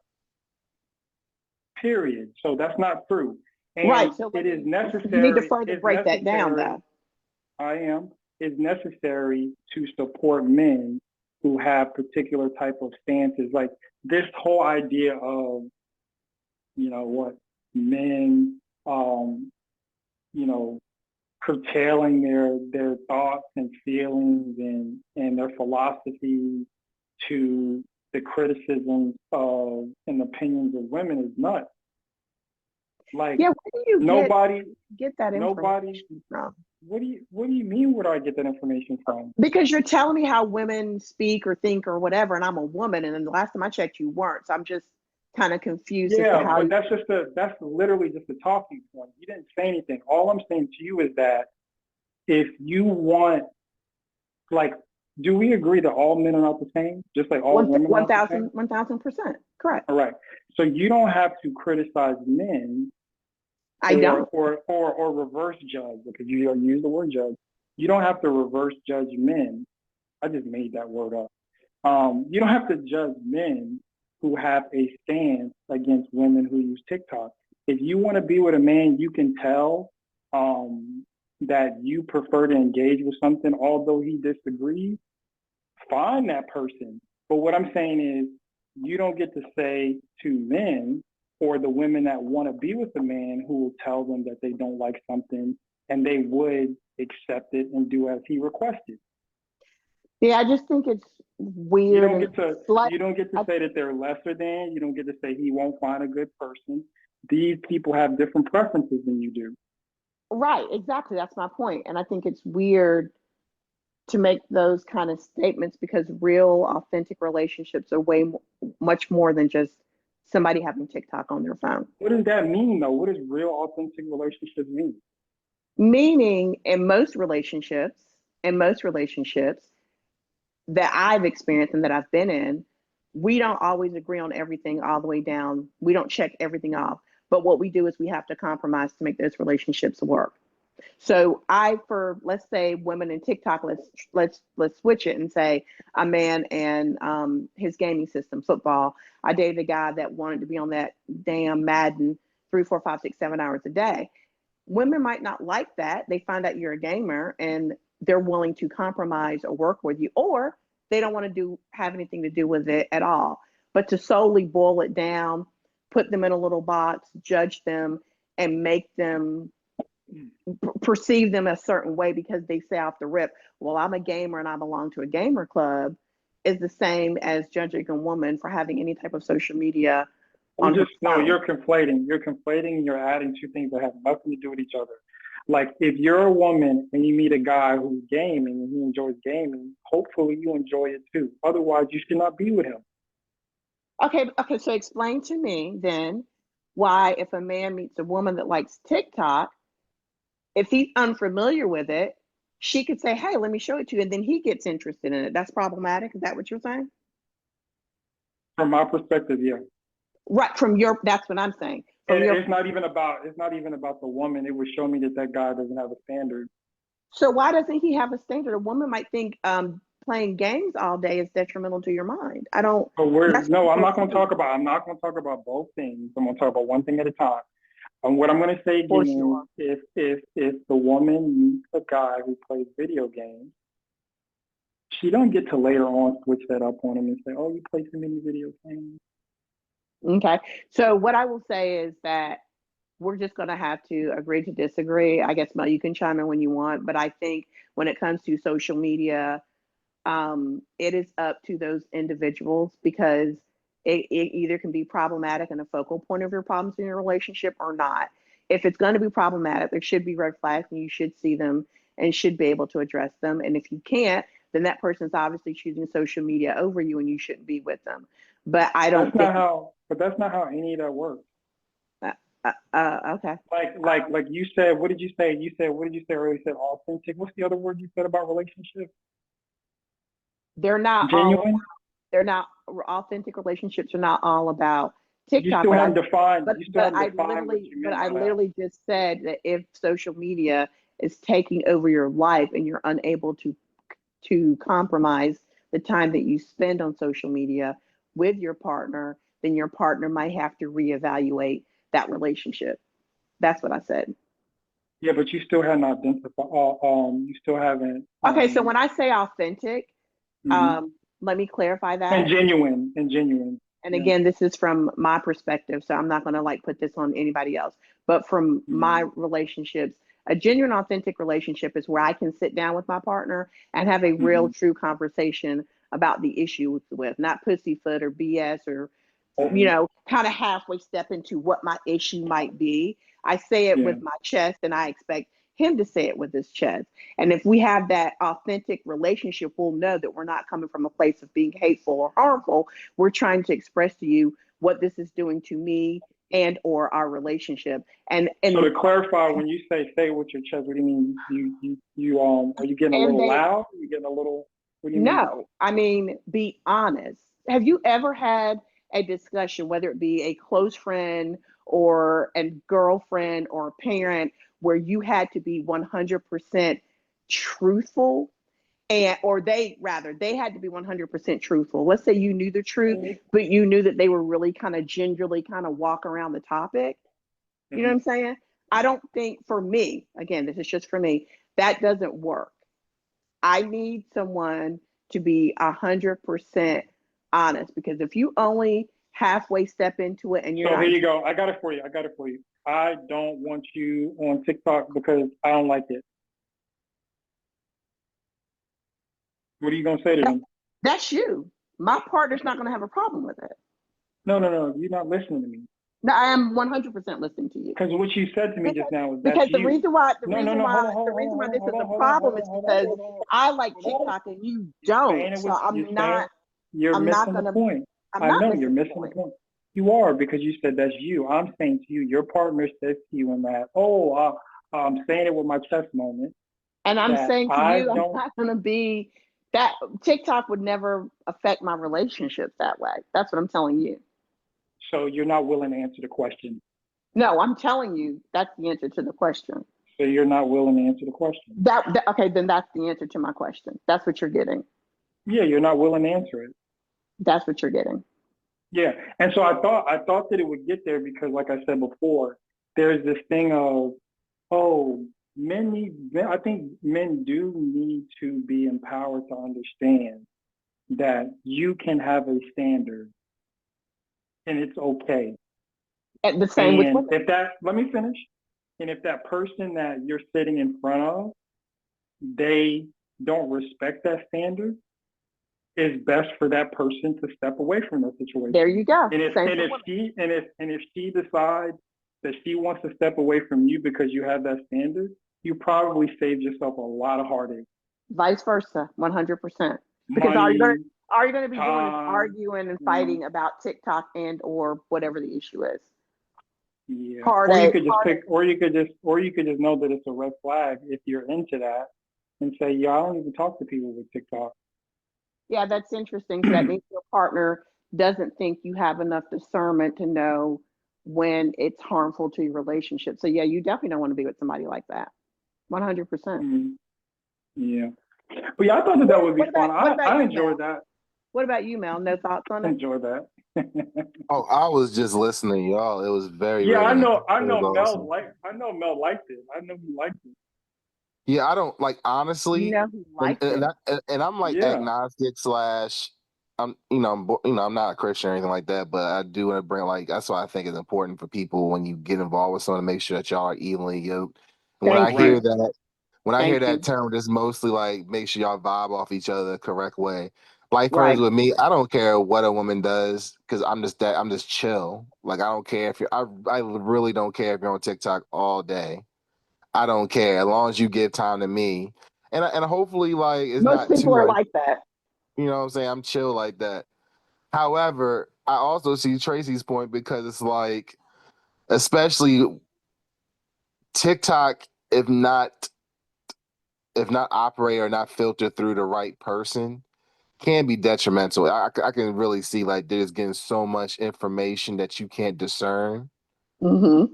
You know what I'm saying? So I can see how that can be a detriment, but at the same time,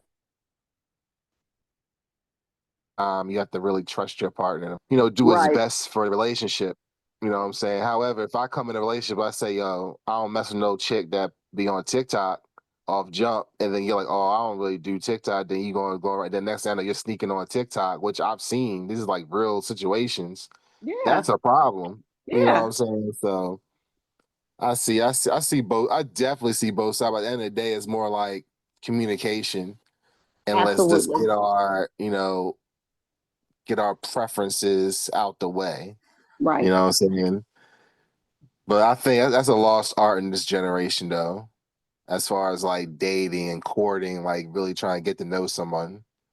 You know, Yeah, because people kind people of like, get yeah. you get involved with people, and then like after you've already caught feelings or later on down the line, you're like, you know what? I don't like this about you. I didn't know you were into that. And it's like, well, did y'all even talk about that? But so many people are Mhm. all caught up in the fairy tale of being married and having a family that I don't know how many people Good. know their partner first, because you're not going to be successful with everybody you link up with, right? So to your point, you have to link up with the person that is mostly equally yoked to yourself to have a successful unit. If not, then you become another statistic years down the line, unfortunately. Look, Mhm. you need people to definitely be intrigued in the idea of being married and having family. Mm-hmm. Um, and I think it's a beautiful thing. And I think that, like I was expressing, um, I see where personally, much of the interactions between men and women have gone sideways. And Mm-hmm. I think it's because we actually live in a time unlike any other time in history where there seems to be this idea that criticism and opinion in terms of how relationships should go from both male and female are equal. And I don't understand that. I don't understand how, What do we've you gotten mean? to, Define that, Tracy. What do you mean? Break it I down. just did. I just did. And I'll go further, but I don't understand how um, men will say what they want and then they won't have a standard to hold to it. So they'll say, I want a good woman, right? But then what they'll take is, what they'll accept into their life is actually contrary to the thing that they said they wanted. And then they'll wonder why, like down the road, there were so many issues in the relationship because they didn't have a standard. They didn't They just stick want a to. good looking woman. Say it again. They just want a good looking woman. Right. And that happens a lot, right? And then, and then, or the person that they had to chase, the person that they had to pursue and hunt down. And they're so happy that they got this one and she's like Mel, you're saying she's attractive or whatever. And that's in the eye of the beholder. And so, often men have issues because of that down the road at some point. And then you have women who are convinced that their opinions, their expectations, their wants and desires will help them acquire the type of man that they want. But oftentimes they'll come across a guy who will play that role um, to so-called meet those expectations that they said they wanted. And then over time, that will fail. And so then you really start to ask yourself, well, what really does work most effectively? And so everybody should dive into that for themselves. And I know we're going to have more and more conversations about it down the road because I'm on a mission personally to express some of the things that I see that I know are detriment because it's obvious to me that um, people, in the battle between there is a battle oftentimes between male and female, and a lot of men bow down to the preferences of the women because they don't have a standard, and the women are suckered into dealing with men that they thought they could control. And it's like this vicious cycle. And I think until there's like a level of getting back to many of the standards that I think we used to see, or I'll say that I used to see from, my elders growing up, I think we'll continue to see so much of this different, so many of these different chaotic situations. Like, I'm starting to see an alarming amount of people who, and it's not even like, when you're looking at local news, it's not even, or national news, it's not like those are algorithms, right? But, I'm seeing so many people getting killed behind relationships. The three of us had talked offline about a crazy situation locally here where somebody was killed because of someone's ex. And,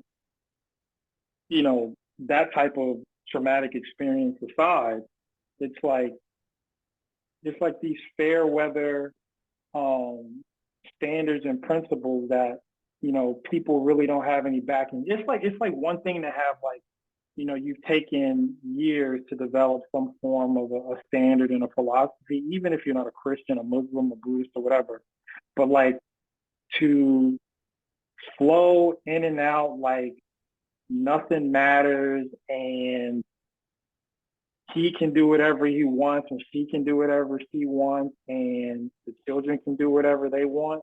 I think that's why we have so much of this stuff going on now. This is why you have these kids, oftentimes going to these schools and committing atrocities. And I'm like, well, why aren't the parents aware of what this kid is doing under their roof? Why isn't there more engagement about what type of standards you have in your relationship? And it doesn't have to be based on ultimatums and the so-called bullshit boundaries that people like to throw out there. It's like,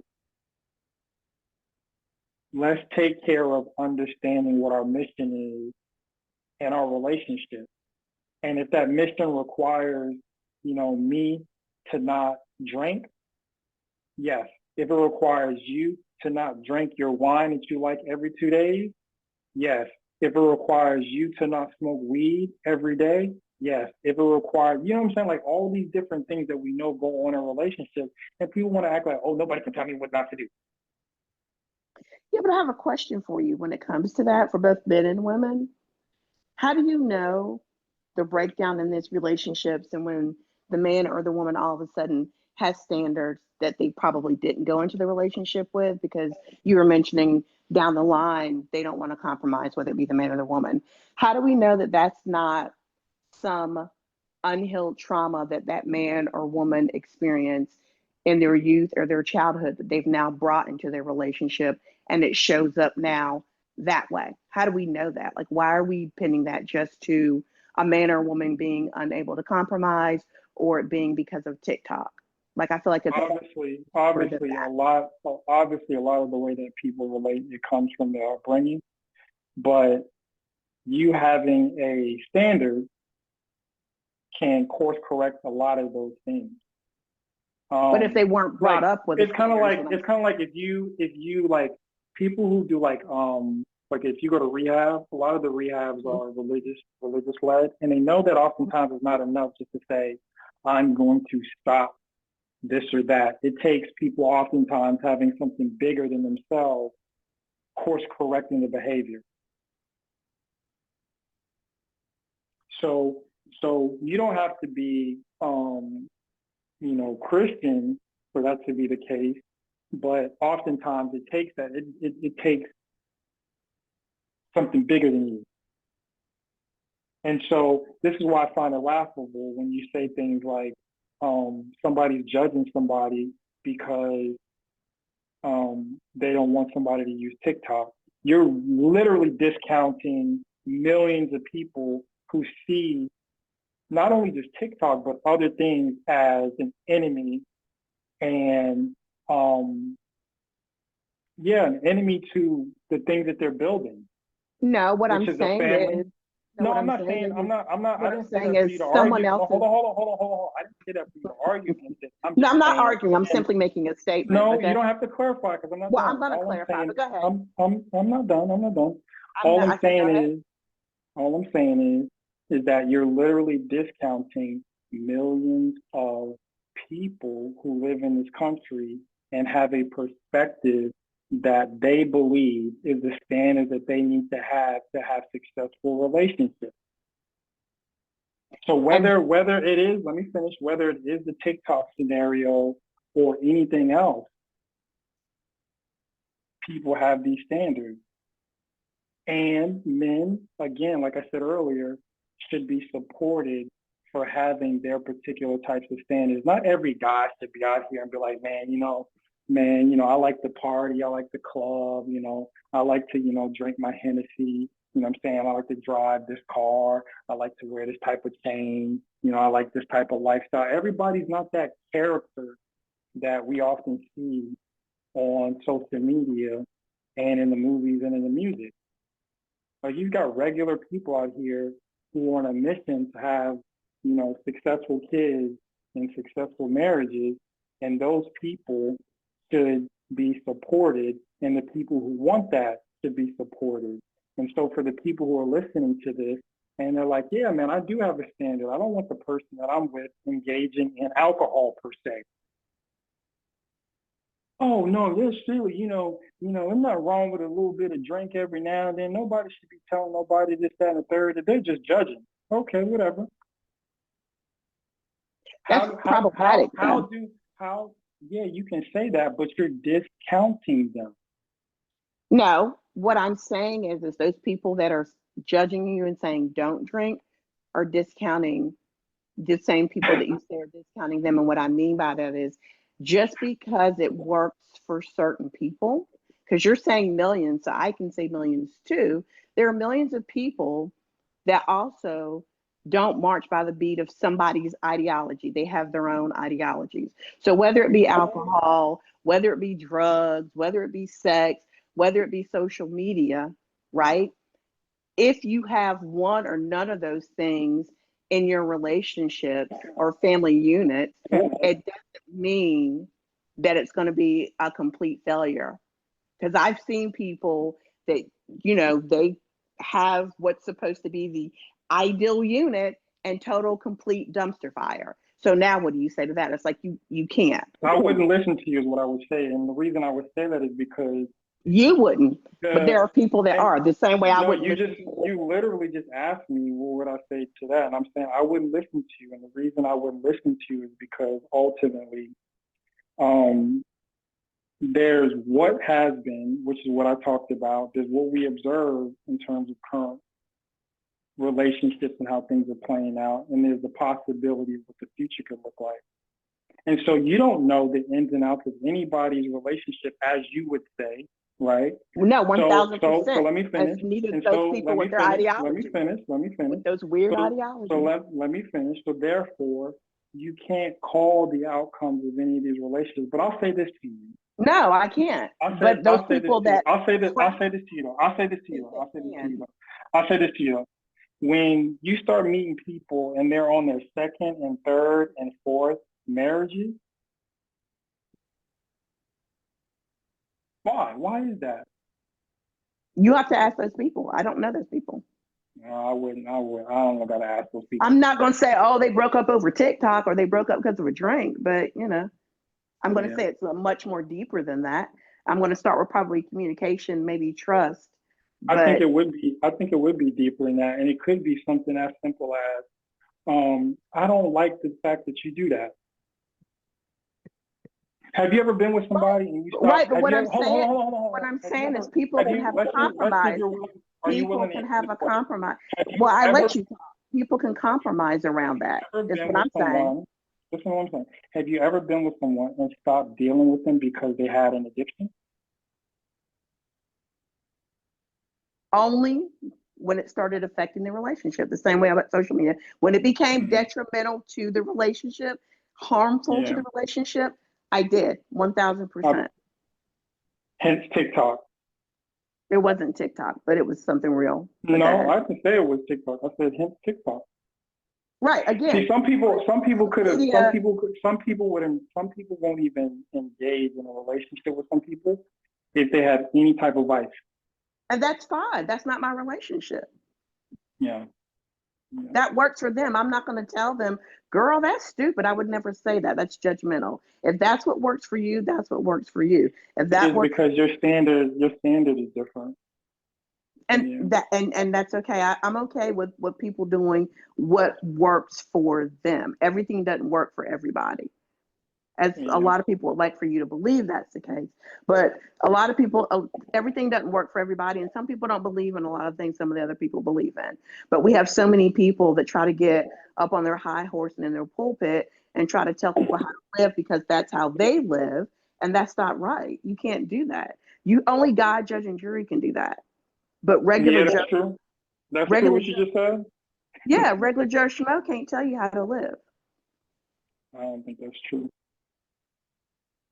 There are a lot of mothers and fathers out here telling their kids how to navigate future relationships, the do's and don'ts.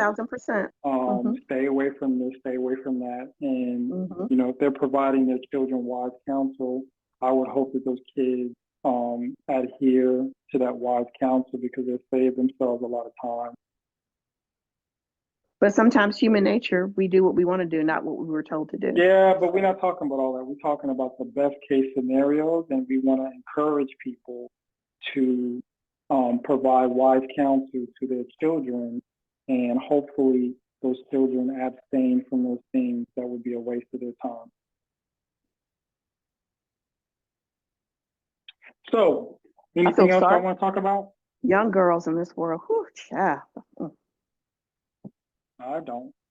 I think a lot of these young girls are going to be just fine. For the ones who ain't going to be, some people just go down the road they go down. Everybody doesn't go down the same path. No, they just get so much. Some people are going to be just fine. Women in general get so much unnecessary heat. Like they want people to listen to elders and stuff, but they don't. As they should. Some women should get hellfire. They shouldn't get any more heat than men get. It's equal. Both men and women have.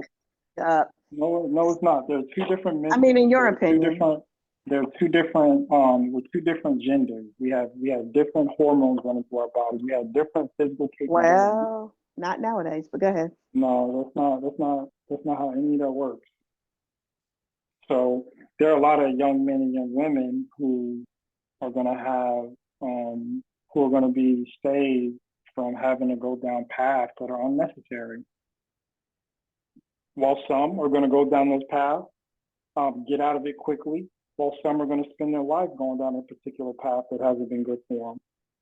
You got different types of paths that people go on, and there's bullshit about, people need to learn from their mistakes. No, you can learn from other people's mistakes. Oh, people can't tell you what to do. Well, I mean, that's why people live before you, and they have wisdom that they acquire, and they can tell you, hey, man, don't talk to a girl like that. Don't talk to a young man like that. She talking to that dope boy for? You were 18, girl. What you talking to that 35-year-old for? Yeah. So, I didn't have anything else. That's what I wanted to get into. Mel, did you want to share anything before we go? Oh no, man. This is great. Yeah, I think so too. Well, look, appreciate you guys for listening, and until next time.